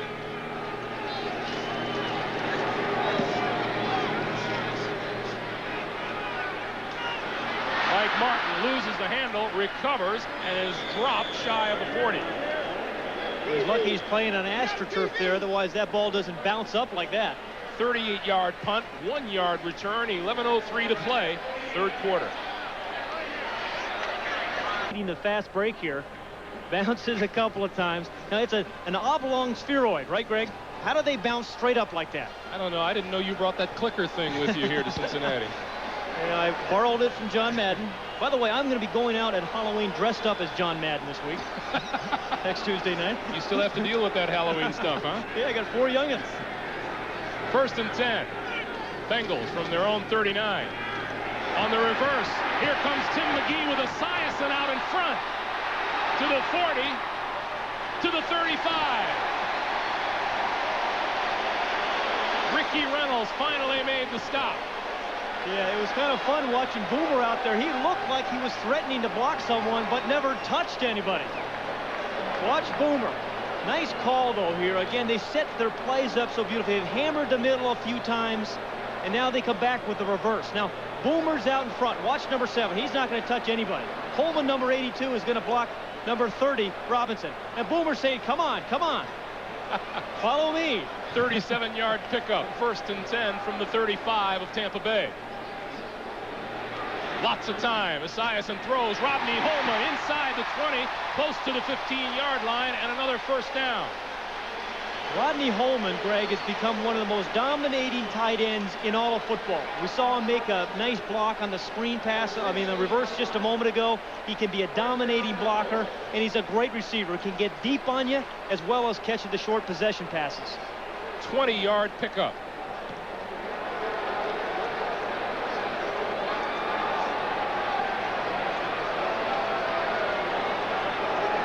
First down, Cincinnati at the 16. You got it, Brown! You got it, baby! That's Mike Martin in motion. Eric Ball off of right tackle for a yard, maybe 2. It's very important right now for the Buck defense to stop Cincinnati if they're going to have a chance here in this game, I think. And what they have to do is at least force a field goal attempt. Because right now, Cincinnati's offense is on a roll. Tampa's offense has been struggling a little bit, so it's important to stop him on 2nd and 3rd down and force the field goal attempt. And the crowd has very much gotten back into this game as well. Yeah, it's one of the few stadiums, I think, with a real home field advantage in professional football. 2nd and 8. Esiason for the corner of the end zone. Touchdown!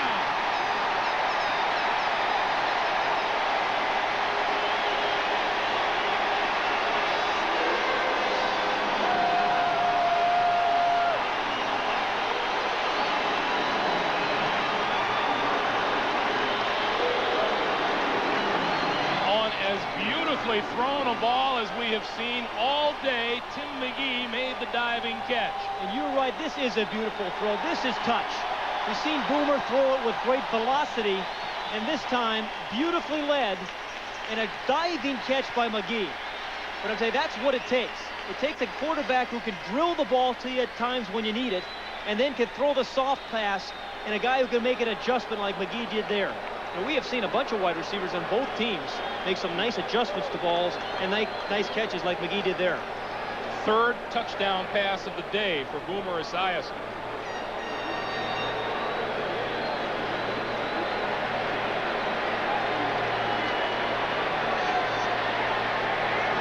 Take another look and see if he had possession when he came down, McGee. But again, he throws it right over Rod Jones, who had him pretty well covered. Take another look at the end zone. I think the play is being reviewed again. He's got to have possession. I think he may have trapped that ball, Greg. I think he may have trapped that ball. Taking another look, yeah. Well, Cal Lepore is going to give it a good look, and that's not an easy call. No. Now, it's not a matter if he catches the ball when he's stretched out. Must come down to the ground with possession. And there, I think he's got to actually trap the ball on the turf.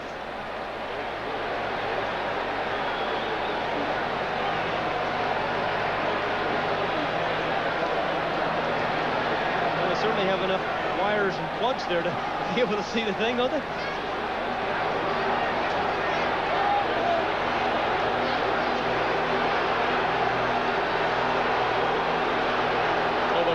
A bit impatient. Yeah, all of a sudden you've got 60,000 people wearing striped jerseys. You know, you ever notice that? Add that to the 22 on the field. Yeah.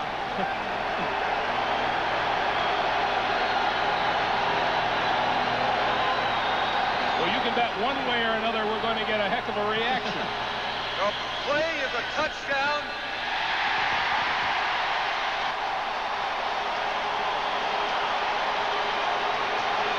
Okay. Well, the rule states, obviously, that the replay has to show that the official was definitely wrong on the original call. I don't think that he showed that, so I think that's what they said. They ruled it a TD. Didn't change the call. Breach for the point and after out of Lee Johnson's hold.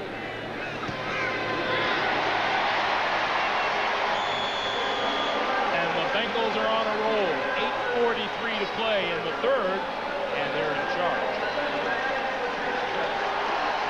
Team and Ray Perkins and Vinny Testaverde, they came back last week against the Redskins, 3 touchdown passes in the fourth quarter. And again, I think that's a sign of a good team, an emerging team.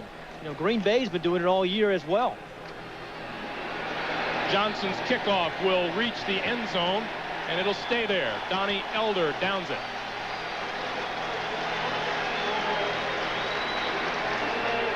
There's a pretty good indicator of how the Esiason machine has been going. Boy, and notice the result. All touchdowns, no field goals. Very much different than a week ago when they got down 4 times inside the 20-yard line and Jim Breach kicked 4 field goals. Because this is a real important series right now, though, for Tampa Bay. Vinny Testaverde has to step to the forefront, and they're either going to win or lose this game on his right arm. Number 87, Willie Drury, is in the game as a third wide receiver. Drury is at the top of your screen. Carrier and Hill at the bottom. 1st and 10 from the 20. On the draw. James Wilder, pickup of about 5 at 2nd and 5. Well, you know, you see more and more teams using that kind of play. There's a little bit of the influence, believe it or not, of the run and shoot there, where you get a bunch of receivers in, you spread everybody out, and then you run draw plays. It creates little holes and natural gaps for guys like Wilder to find. Not surprisingly, David Fulcher in on that tackle for the Bengals. He has been amazing, hasn't he? 8:05 to play third quarter. 2nd and 5 from the 25. On the ground again. And straight ahead is James Wilder dragging Tim Crumry behind him. It's been amazing. Both these teams have run for a nice average with the ball. The Bucs are averaging 5.2 yards a carry, but Cincinnati, believe it or not, is averaging over 7 yards a carry. James Wilder has been a guy that's been featured in the Buc attack for years as both a pass receiver, a guy who's a real clever draw runner, and a power runner as well. 7 carries on the day for 38 yards. Don't see any panic in the Buccaneers here. Down 19 points, touchback on the kickoff, and 2 running plays get him a first down. Still 7:22 in the third. Plenty of time. Down the sideline. He has a man and just overthrew him. 88, Mark Carrier. Wow. That's the first time they've thrown the deep ball out in front of the receiver. Remember in the first half we saw 3 underthrown deep balls. And a penalty against the Bucs. And the penalties have killed Tampa Bay today. I was just going to say, and again, this shouldn't be happening in the eighth game. And I know Ray Perkins has to be upset with that.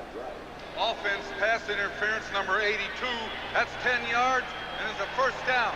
And that's the second one on Ron Hall, the tight end. They're down by the end zone. Remember, Greg, earlier in the first half, he had a blatant pass interference.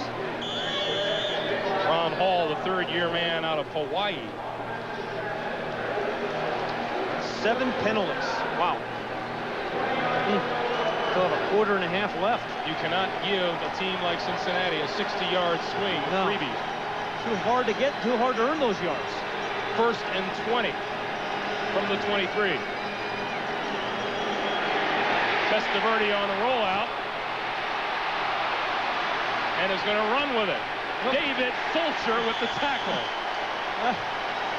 And he's telling him, do not dare run into my neighborhood.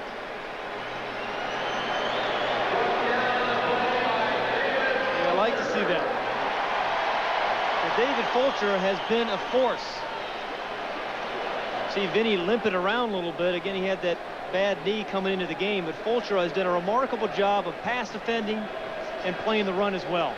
We mentioned this earlier. Coming into this game, the Bengals had 14 takeaways. Fulcher had 7 of them on 4 interceptions and 3 fumble recoveries.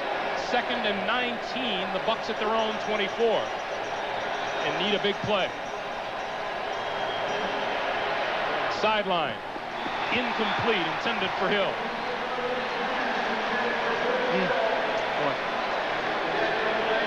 Vinny is so concerned about throwing an interception. That time he just led the guy away from the defender too much. At some point, particularly when you're down, when you have a gun like his, you got to say, I'm going to let it fly. Incidentally, the word on Bengals offensive lineman Brian Blados: bruised shoulder and bruised shin.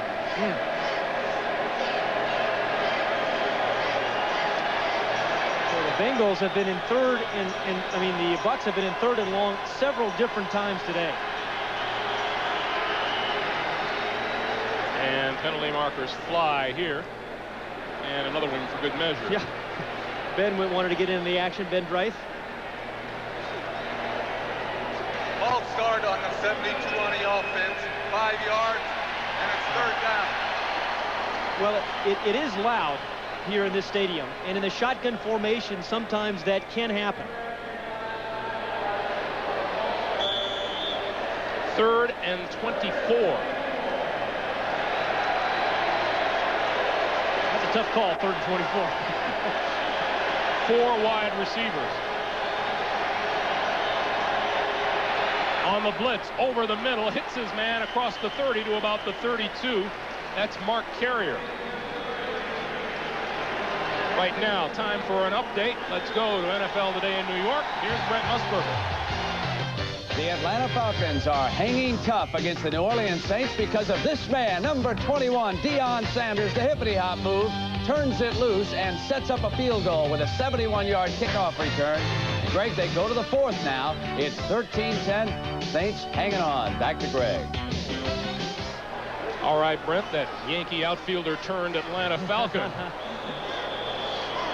And on the punt, Mike Martin is brought down at the 29-yard line. This is a noisy Riverfront Stadium in Cincinnati. Greg Gumbel along with Pat Hayden, where the Cincinnati Bengals have turned things around offensively for the most part here, and now suddenly the defense, Pat, seems to be standing up. Well, they've converted a couple of turnovers, which Boomer Esiason and his team have converted into points. But they've called it the jungle, and it's come alive today after 2 home losses the last 2 weeks. Esiason back to work with 5:46 to play here in the 3rd. Brooks is in motion. Brooks gets the football. 25, 35 rather, out to about the 38-yard line. A pickup of 8. And again, it was Anthony Munoz and Bruce Reimers, number 78, number 75. Watch 78 and 75 pull and lead the way for James Brooks.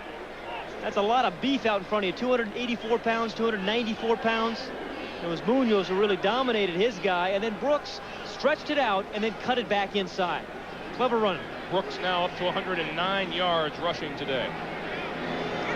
2nd and 2.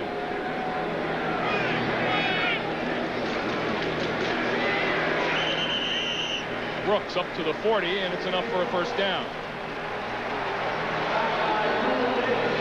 Well, they have really been able to begin to grind it out. Cincinnati has. I'm sorry, Pat. And when that happens, your offensive linemen are doing something right. It's been Montoya, Kozerski, Reimers, Munoz, Joe Walter now at right tackle. Those guys up front have done a remarkable job. How about the kind of day Bernie Kosar is having at Cleveland? An 80-yard touchdown pass to Webster Slaughter and one for 77 for good measure. Yes, sir. 4:20 to play, 3rd quarter.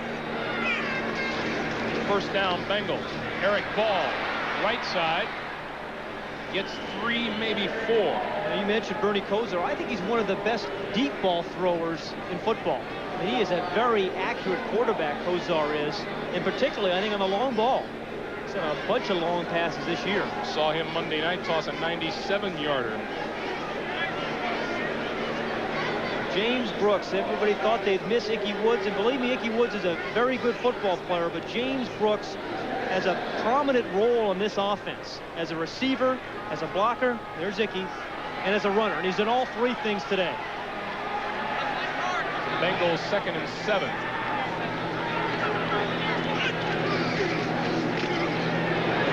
Esiason under the gun, being chased, throws downfield, incomplete, penalty marker. That was Ricky Reynolds on the coverage of Tim McGee, and he's the one who'll get nailed with yet another Tampa Bay penalty. Now, you mentioned a key fact a moment ago about Boomer Esiason feeling better than he has since the 2nd week of the season, and he couldn't make that play a couple of weeks ago because of a bad ankle. But now he is feeling much better. Is still Defense pass interference number 29. That's a first down. For a big guy, Boomer 6'5", 215, he can move around. And you're going to see the interference come in the bottom part of the screen, number 29, Reynolds. There with his body, getting his body in the way of the McGee. And Winston Moss showing the true meaning of the term hot pursuit. Didn't quite get there, though. 1st and 10. Bengals at the Tampa Bay 32.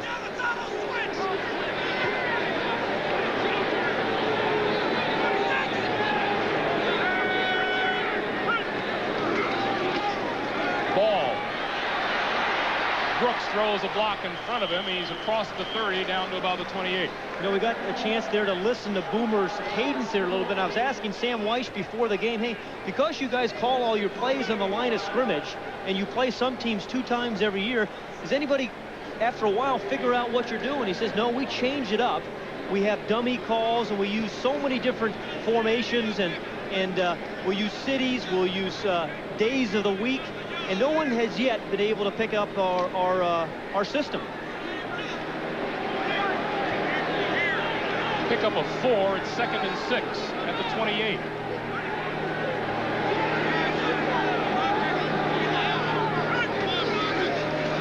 Here comes Brooks. 25, 20, cuts back inside the 10-yard line. And here come the Bengals knocking on the door again. And they're trying for the knockout punch. James Brooks has done a sensational job today, Greg, of stretching the defense out. Now, he looks like he's going to go all the way to the corner. And so does everybody on the defense. Everybody thinks he's going to go all the way corner. And then he'll cut it back right there. The plant off the foot. And then he cuts it back inside. It was Munoz, number 78, again, downfield. Came all the way over from his left tackle position to throw another block for Brooks. James Brooks continuing to rack it up, and you get the impression that the Bengals are unleashing about 3 weeks worth of frustration here this afternoon. Esiason across the middle, Holman, touchdown.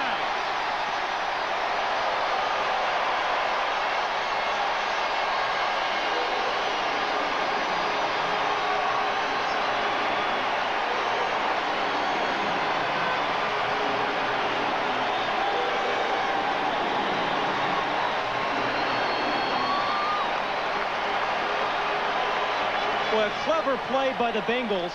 You're going to see the fake to Brooks. It was off the same action that Brooks had run the sweep about 4 times.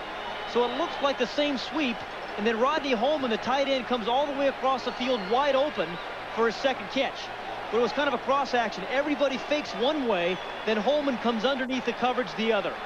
The combination of good blocking and fine faking in the backfield gave Esiason all the time in the world. Breach adds another point, and 1:42 to play in the third quarter. It's the Bengals all over the Bucs. Look what's happening from Boulder next Saturday on CBS Sports. CFA college football continues. Number 4 Nebraska traveling to number 3 Colorado. The 2 best rushing teams in the nation will clash. The winner takes a giant step toward the Orange Bowl. Pat Hayden will be there along with Jim Nantz. We hope you'll join us here on CBS Sports. The winner of that game will be playing for the national championship, I believe, on January 1 in the Orange Bowl. Well, there you go, out on a limb again. Yeah. Same old story. Lee Johnson with another no returner. And there's Rodney Holman, who just moments ago caught his second touchdown pass of the day. And he deserves an Oscar for this one. His best Laurence Olivier. Watch after the play action fake. He actually goes down on the ground, fakes that he's down, and gets lost in the traffic. 1 count, 2 counts. Then he gets up, runs across the field, and you can't do that without great protection. So it's a combination of great fake, great protection, and a nice move by Holman.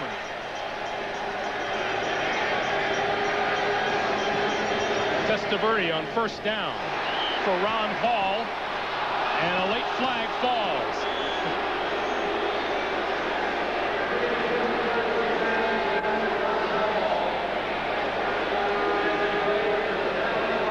Well, now, obviously, the Bucs have nothing to lose. Still 1:31 remaining in the third quarter. But if they're going to have any chance of getting back in the game... There was no foul.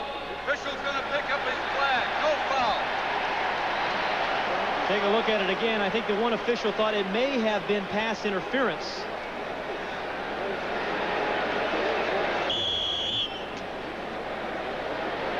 Which it looked like, actually, to me. I think his first reaction was probably correct. The right one. Yep.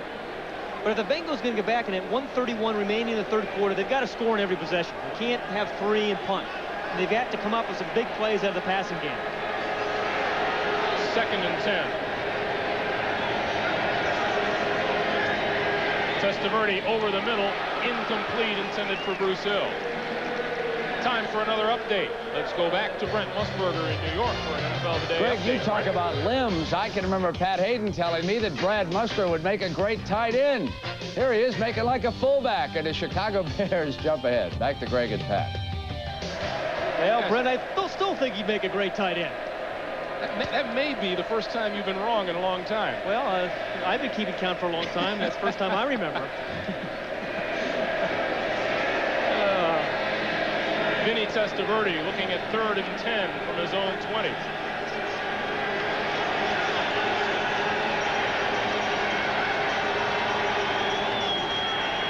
Out into the flat, completes it, and Wilder fighting for first down yardage, and he looks like he might have it. That's a determined effort there by James Wilder, because I thought he really should have been stopped in front of the first down marker. But he saw it, knew exactly what he had to have, and that's 1:08 remaining in the third, and then went and got the first down. Leo Barker made the play for the Bengals. Mentioned Lee Johnson, the Bengals kickoff man. He may be as responsible for blunting any Tampa Bay offensive momentum that there might have been. He's kicked off 4 times, and four times that the Bucs haven't been able to return the kick. Testaverde over the middle.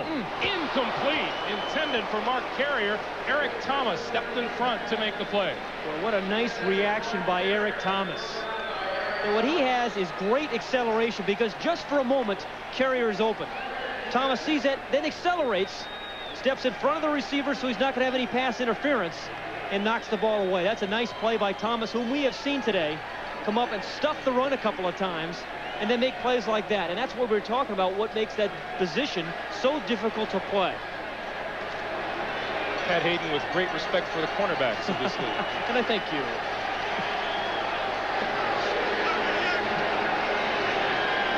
Second and 10. And a lot of those guys all pro. Straight ahead. We'll get very little. Lars Tate. Have to wing it now. Second and 10 and third and 10. The Bucs got to get the ball downfield. And that very likely was the last play of the third quarter. You know, two different offensive philosophies we have seen here today. Both of them have been successful in the history of the NFL. The Bucs like to come out in one or two formations and adjust to the defense. The Bengals like to come out in all sorts of different formations and force the defense to adjust. That's the end of the third quarter. Ray Perkins looking for some answers. Cincinnati 42, Tampa Bay 16. We pause for a word from your local station. That clean, crisp taste. This Bud's for you. New York Light, the company you keep. And by the new generation of Oldsmobile. Step into the future now at your Oldsmobile dealer. Along with Pat Hayden, I'm Greg Gumbel at sold-out Riverfront Stadium, where this crowd couldn't be happier with the way the Bengals have exploded today. They lead the Bucs 42-16 as we begin the fourth quarter, and Vinny Testaverde looking for some answers against a very tough Cincinnati defense. Third and 9. Throws it, intercepted near midfield. Barney Bussey, number 27, an extra defensive back. That's the second interception thrown this afternoon by Testaverde. And it looked like a horrible throw, but I know what Testaverde was thinking. He thought that wide receiver was going to cut underneath the defensive back. Here's two wide receivers out to left. Bruce Hill in the slot. Testaverde thinks he's going to come underneath the back Busey. He throws it there, but he goes over the top side of him. And that's the difference. See, Testaverde saw the guy behind Bussey. And that's why he threw it low underneath him, thinking that Hill was going to cut underneath the defensive back and come in and make the catch. That's funny, because that's one of those things you work on in practice. If the guy takes away the outside, you cut underneath him. But a nice play by Bussey nonetheless. He has been a great nickel blitzer. Play was called on the field. First down. Thank you, Ben. But Bussey has been a great nickel blitzer for the Bengals this year. Ben sounds like he's a little upset with the calls that have been challenged so far.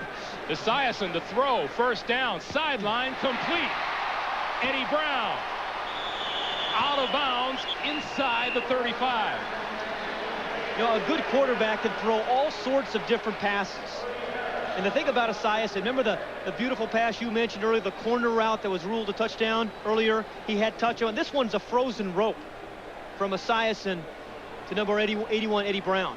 And you have to be able to, I think, have different kinds of throws in your repertoire. And Boomer has a lot of those. Esiason now 15 of 27 for 166 yards and 4 touchdowns. First down Bengals at the Tampa Bay 32. Here's Brooks. Gain of about 2. Kurt Jarvis there to make the tackle. What a nice trip up there by Kurt Jarvis. Number 95, the nose tackle for the Bucs. Again, he has relied on some quickness over the years, Jarvis has. Gets a real quick first step, fought down the line of scrimmage and made the tackle. The last 4 times the Bengals have had the football, they've resulted in touchdowns. And here they are again at the 30-yard line. Everybody's wearing the tight jerseys these days. Maybe they just don't make them any bigger. They aren't done by Ralph Lauren, I know that. Second and 8.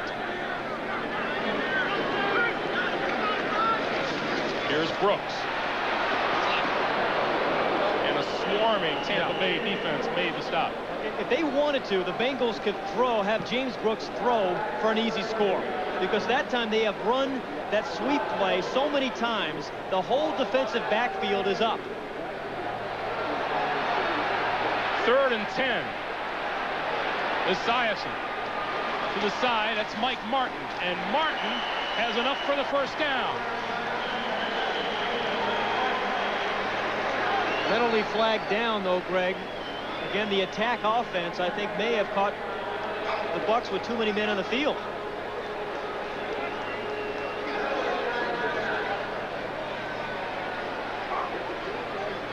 Kevin Murphy and Winston Moss pleading the Tampa Bay case.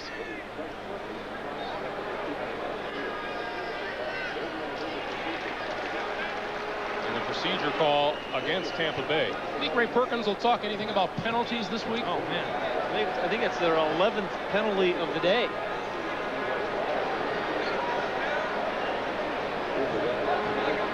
Been corrected by my statistician, Jim Stamos, the 10th penalty of the day. Thank you, Jim. As you look at scores from around the league, Green Bay leading Detroit in the 4th. It's a big game for the Central, AFC Central. Now Cincinnati trying to keep pace with Cleveland.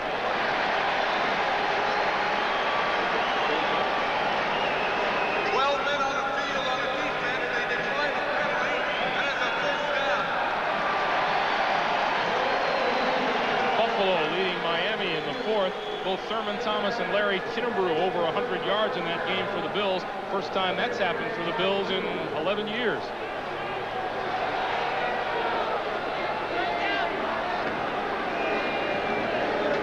First and 10 from the 22, 13-10 to play in the game. Straight ahead, Eric Ball.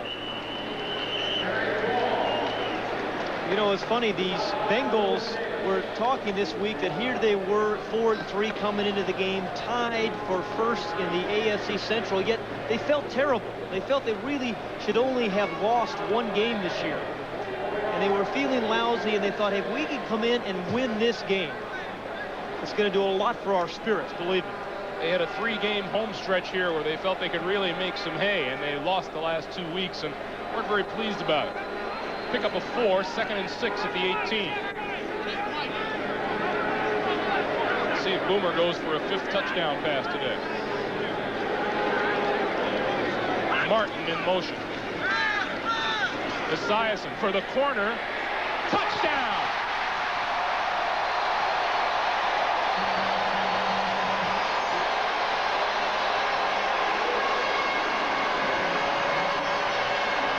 That was a touch, Greg. I thought I saw Eddie Brown push off, though, early in that pass pattern. It was not called, but I thought he may have pushed away from the defender. Have a look. But again, a nice touch here by Esiason. The corner route is one of the easiest routes for a quarterback to throw if you have plenty of room. If the receiver leaves him plenty of room, and Eddie Brown did that. Left him plenty of room there in the corner, and then the ball was beautifully thrown over the top of the defender.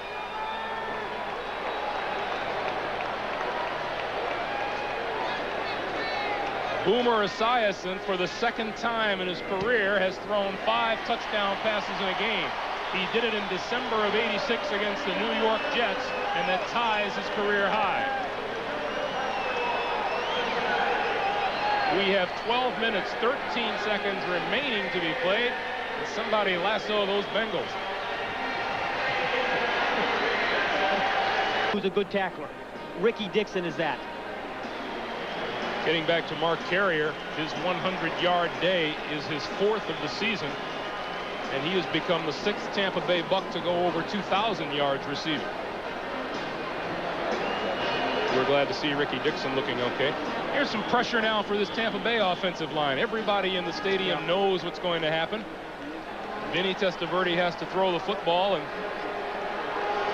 well, there's the things a quarterback can do to help those linemen by changing up his counts, run some draws and screens, maybe run an inside trap. Testaverde over the middle. Peebles to the 15. Well, you can see why Ray Perkins likes Danny Peebles. He is an explosive receiver. 29-yard pickup, and quickly the Bucs come to the line. Nice touch there by Testaverde on that throw, Grant. Meanwhile, Eric Wilhelm, the backup quarterback, is taking some snaps on the sideline. Sideline pattern here. Picked off. Eric Thomas.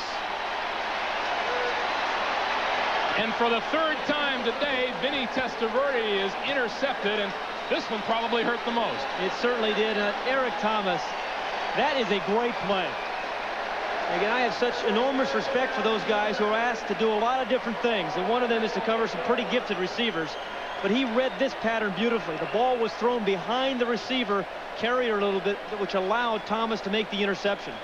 That's the second interception for Thomas today. Testaverde has thrown 3, and Eric Wilhelm is in at quarterback for the Bengals. 10:29 to play. And if you want to see what maybe Boomer Esiason's younger brother might look like, stick around. The ground, and the other propelled through the air. Cunningham and the Eagles, Elway and the Broncos. A pair of aces today. Greg Gumbel, Pat Hayden back at Riverfront Stadium in Cincinnati with just under 10.5 to play in the game. And if you're the Tampa Bay defense, how do you get ready for a guy you've never seen before? In fact, no one has ever seen Eric Wilhelm in a game before. First snap, a left-handed blonde quarterback just like Boomer Esiason. Third-round draft pick out of Oregon State. And he's going to throw it. Yeah. To Stanford Jennings. How about that? His first snap. Wilhelm is an interesting guy. Out of the Pac-10, they've produced it. You think Boomer's going to come back in or not? Not without his pads, he isn't. But Wilhelm is a guy that had a remarkable career out at Oregon State. Look at his first play. You think he's going to be nervous. He's backed up in his end zone. He gets started like this, he's going to have a memorable career. 9-yard pickup, 2nd and 1. Plenty of yardage for number 20, Craig Taylor. Going back to Wilhelm, when you think about Pac-10 passers last year, you thought about Troy Aikman of UCLA, the #1 draft pick in all of the draft. Rodney Peete at USC was the runner-up for the Heisman Trophy. Tim Rosenbaugh from Washington State, #1 draft pick in the supplemental draft. Well, this guy beat them all in the passing statistics in the Pac-10 last year. How about that one? He could play too. He's got the big hands. That's right. Now my daughter's going to want me to bring one of those home. I know. You can do that. No, sure I can. Get him through the metal detector at the airport. It's that seat next to you that'll be the problem. First down, Jennings is hit hard. Man. It's Kurt Jarvis, number 95, who hit him hard and showed remarkable speed at the nose tackle, number 95. Watch how quick his first step is and how quickly he comes down the line of scrimmage. Boom, he is right there to put the stop on Jennings. That's tough for a nose tackle to do because ordinarily he gets caught up in a lot of traffic inside, but he has the ability, uses his hands and his feet to move around so he doesn't get caught up inside. And you know somebody's got the assignment of blocking him before he ever gets that far. 2nd and 10. Wilhelm. Over the middle. Tim McGee across midfield down to the 45.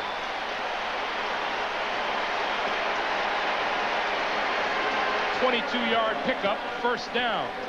Well, this is an offense that the Bengals run where a young quarterback can thrive because you have some great teachers. You have some great teachers in Boomer Esiason, Sam Weish, who was a quarterback himself, and it creates an environment, I think, for quarterbacks, no matter what their year, to be successful because he creates some very interesting mismatches. Sam told us this week they call him Opie. Well, after the Andy Griffith show, remember Opie on the show? They have the Opie list. He's going to throw it again. Look at the play fake. Going deep. McGee.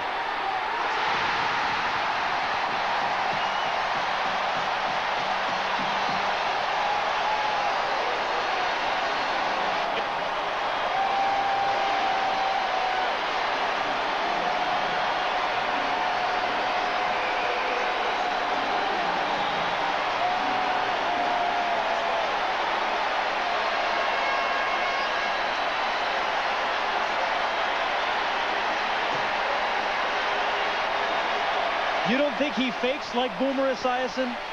The exact kind of fake that Esiason has. And again, there's just something about left-handers to me. They just seem to throw the ball with much greater touch. And a nice adjustment by Tim McGee. A little bit to the outside, but made a beautiful adjustment for the catch. It would seem to me that if you are blonde, left-handed, and play quarterback, there is a place in Ohio for you. Jim Breach. Again. 7:28 to play, fourth quarter, and maybe somebody ought to stop this fight. Back to being a jungle here in Cincinnati. The Bengals lead it by 40 with under 7.5 to play.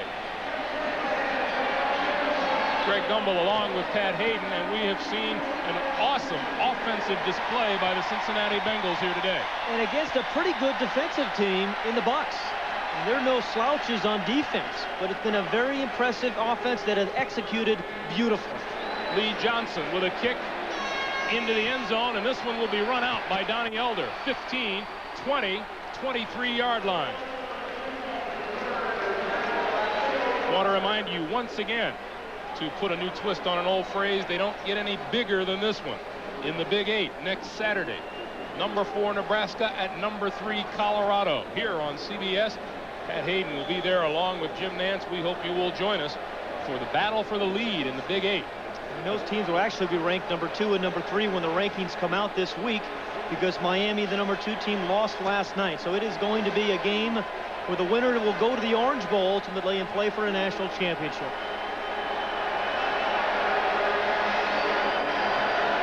Testaverde for Bruce Hill, incomplete. 37 Robert Jackson was with him step for step. Eric Wilhelm in his pro debut, 3 of 3, 76 yards, 1 touchdown. And the Opie offense got off to a great start. How many times do you think he and Boomer have switched jerseys and walked out on the field? Yeah, it's fun when you're winning.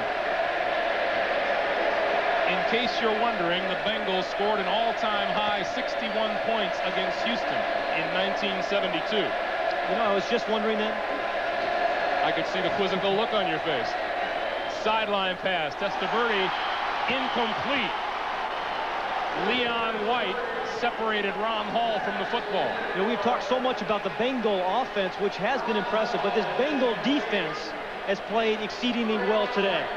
And Leon White, number 51, did a second or third job on pass defense, which has been, he has smothered some receivers out in the flat.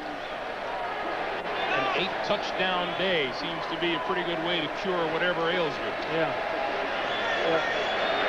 Here's a couple of team leaders right there, and Boomer Esiason and Reggie Williams. Testaverde out of the shotgun on 3rd and 10 from his own 23.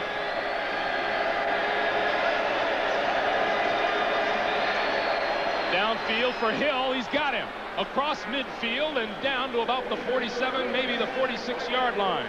We have seen wide receivers today make all sorts of great adjustments, and Bruce Hill made his second of the day. This ball was underthrown and really to the outside. Hill is there in the slot. And again, Robert Jackson with him step for step. That's exactly, it wasn't poor coverage. It was just a nice adjustment by Hill.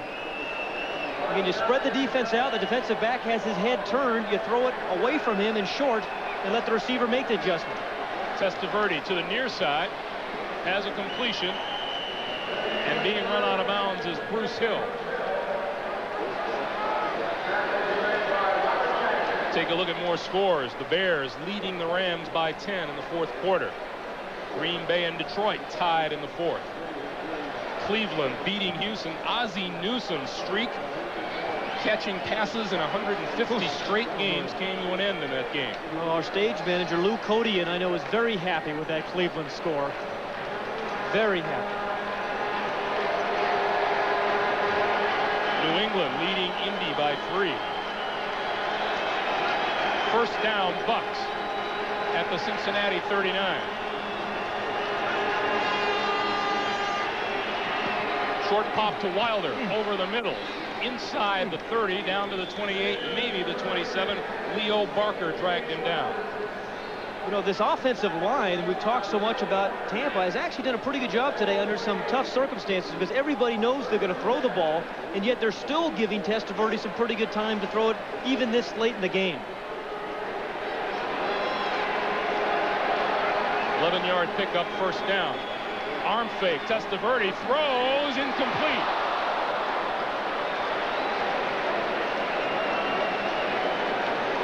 Barney Bussey broke up the pass.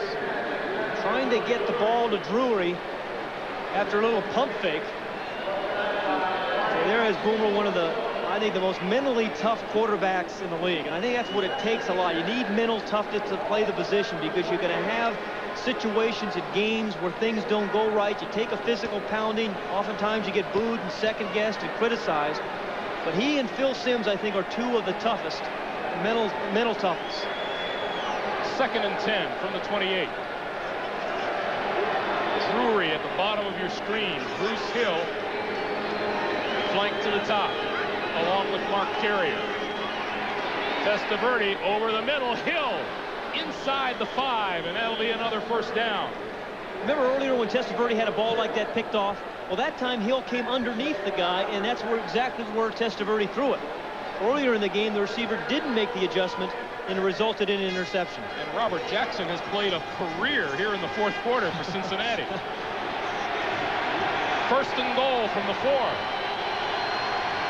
Wilder to the 2.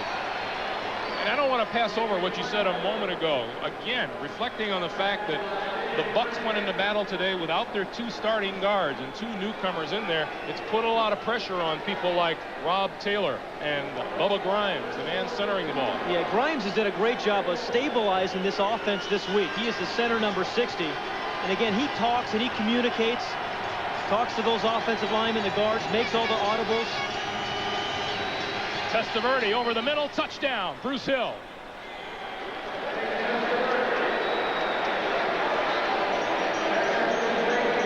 Third touchdown pass of the day for Vinny Testaverde, and the second one to Bruce Hill. And Testaverde has shown a couple of different throws on this drive. He's thrown the ball with touch, and then he can drill the ball as he did right here to Hill. Again, the little sidearm throw, but that's throwing that ball into a tight space. Again, they're going to have to try the onside kick after this extra point attempt. And there seems to be a little mix-up on the field, and now the 11th player onto the field for the Buccaneers. Clock is at 4. Snap is away. Igwebuike is good on the point after. That stops the clock with 4:52 to play, and the Bengals lead is shaved to 56-23.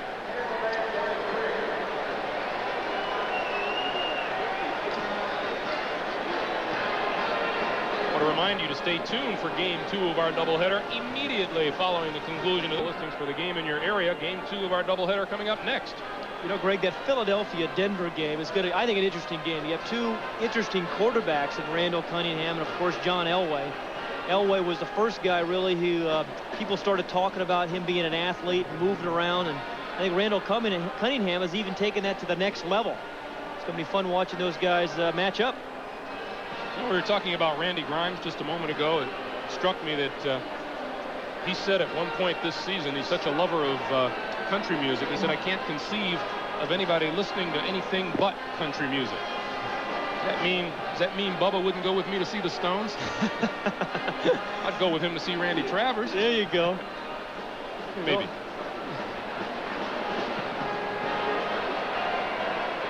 And Eddie Brown, after a tough start, he's bounced back to have a very nice afternoon. Part of what they mean about mental toughness is being able to withstand all the pressures that come from the crowds. Onside kick attempt, and the Bengals were ready. Yep. To get that onside kick to work, the kicker has to get the ball to bounce twice, and off the second bounce, usually you get the high hop. Now, all kickers throughout the league practice an onside kick. Again, you need 2 bounces, and it usually takes the high bounce. On the receiving end here is sure-handed Ira Hillary. 1, You needed the one more bounce, and then it pops high, and you have a chance, perhaps. There's a good feeling, huh? Nice high hopping, about 500 pounds bearing down on you. 1st and 10, 44-yard line, and Wilhelm slant in. And in and out of the hands of his intended receiver, Ira Hillary. There was a nice defense there by Ricky Reynolds, 29, who knocked it away from Hillary. Now, understanding full well that this is Eric Wilhelm's first playing experience, how do you feel about throwing the football with a 56-23 lead on the board? I think they want to have a look at him, but it's one of those uncomfortable things, I think, for a coach. If you played a team twice a year, they don't play the Bucs twice a year. It's one of the things you're very careful about having too many teams thinking you're running it up on them. But I think they want to have a look at Wilhelm throwing the football. Well, we're going to get it. Sideline, complete.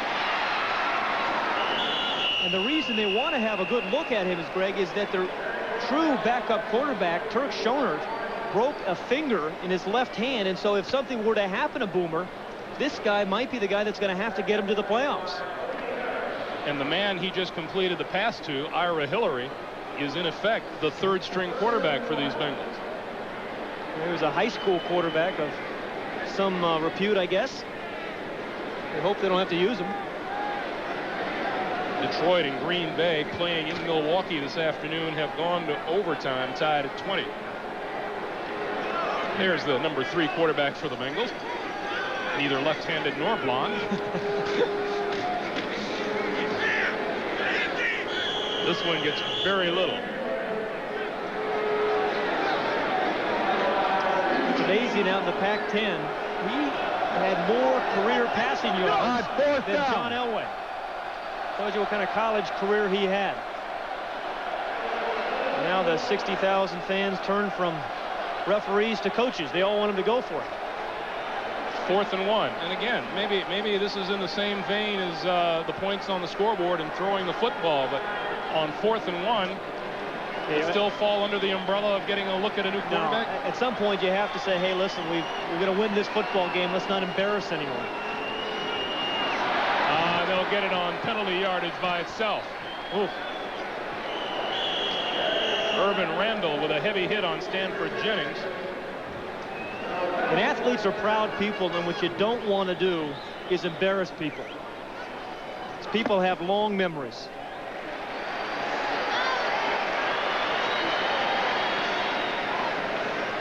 Well, they are probably aware elsewhere. Offside defense, number 77, 5 yards. That gives them a 1st down. Of what's happening here. Cleveland has beaten Houston 28-17, so Cleveland will move to 5-3 on the season.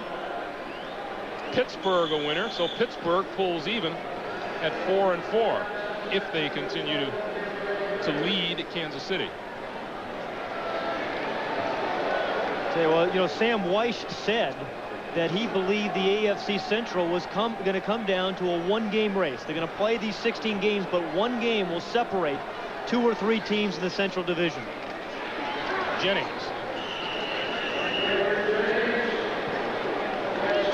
As we hit 3 minutes to play in the game. AFC Central is indeed a fun place to be if you like tight races.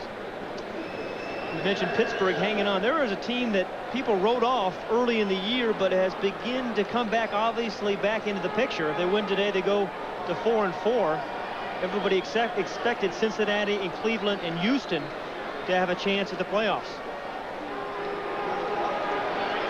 Pittsburgh only has 1 more conference game, I believe, or division game. 2nd and 7. Wilhelm to throw. Short pop over the middle. Taylor, 20, inside the 15 to the 13. And that'll take us to the 2-minute warning. The 2-minute warning will come as something of a relief to Tampa Bay. It has been an overwhelming day for the Cincinnati Bengals, and with 2 minutes to play in the game, they lead it big. Yes, he's the kind of reporter who tells it like it is. In New York? No, in Moscow, and that's not easy. Watch 60 Minutes tonight, and then it's Murder, She Wrote, starring Angela Lansbury. followed by the CBS Sunday movie The Lady Forgets, a romantic thriller starring Donna Mills. That's all coming up tonight on CBS. 57,225 and Sam Weiss rejoicing with the resurgence of the Bengals here this afternoon. 2 minutes and counting with the snap here.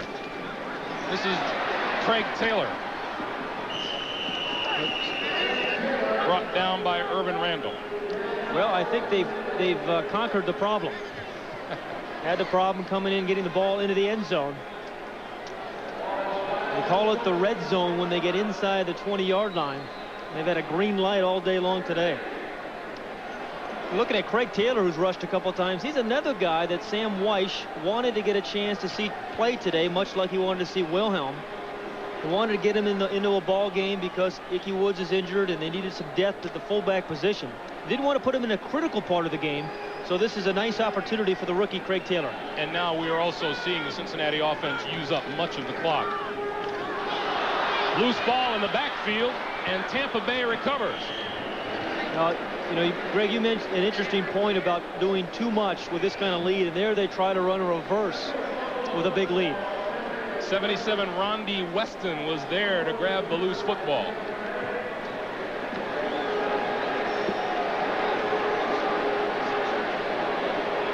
I think perhaps Ray Perkins will have enough to be upset about without tacking this on. Yep. Sam Weiss has been an amazing guy. Really got involved in this community as well. It works a lot with the homeless here. He and some of his team, Boomer Esiason and Anthony Munoz, have all donated a lot of time and money and clothing and food to the homeless here in Cincinnati. Oh, that's right. That's him. Yes. Straight ahead. Wilder, 30, 35, 37, maybe the 38-yard line. Robert Jackson in on the tackle. That's a pickup of 14. The clock continues to run with 55 seconds to play. Tough week for Ray Perkins to get his team ready for next week. After you come through a game like this where you're beaten badly and you're physically beaten up, I think it's the head coach's toughest job, getting his team ready to play the next week. Testaverde down the field, almost intercepted. David Fulcher. What else could he do today? Yeah, he's done punt, I guess. Well, he has made a big difference on this defensive team. You know, each defensive team in particular needs emotional leaders, guys who can provide that spark. Well, Crumry and Fulcher have provided it this year for the Bengal defense. Overtime in Indianapolis. 2nd and 10 from the 38. 37 seconds to go. Testaverde. Short pop underneath. And on comes Barney Bussey for the pop on Bruce Hill. We're down to 20 seconds now.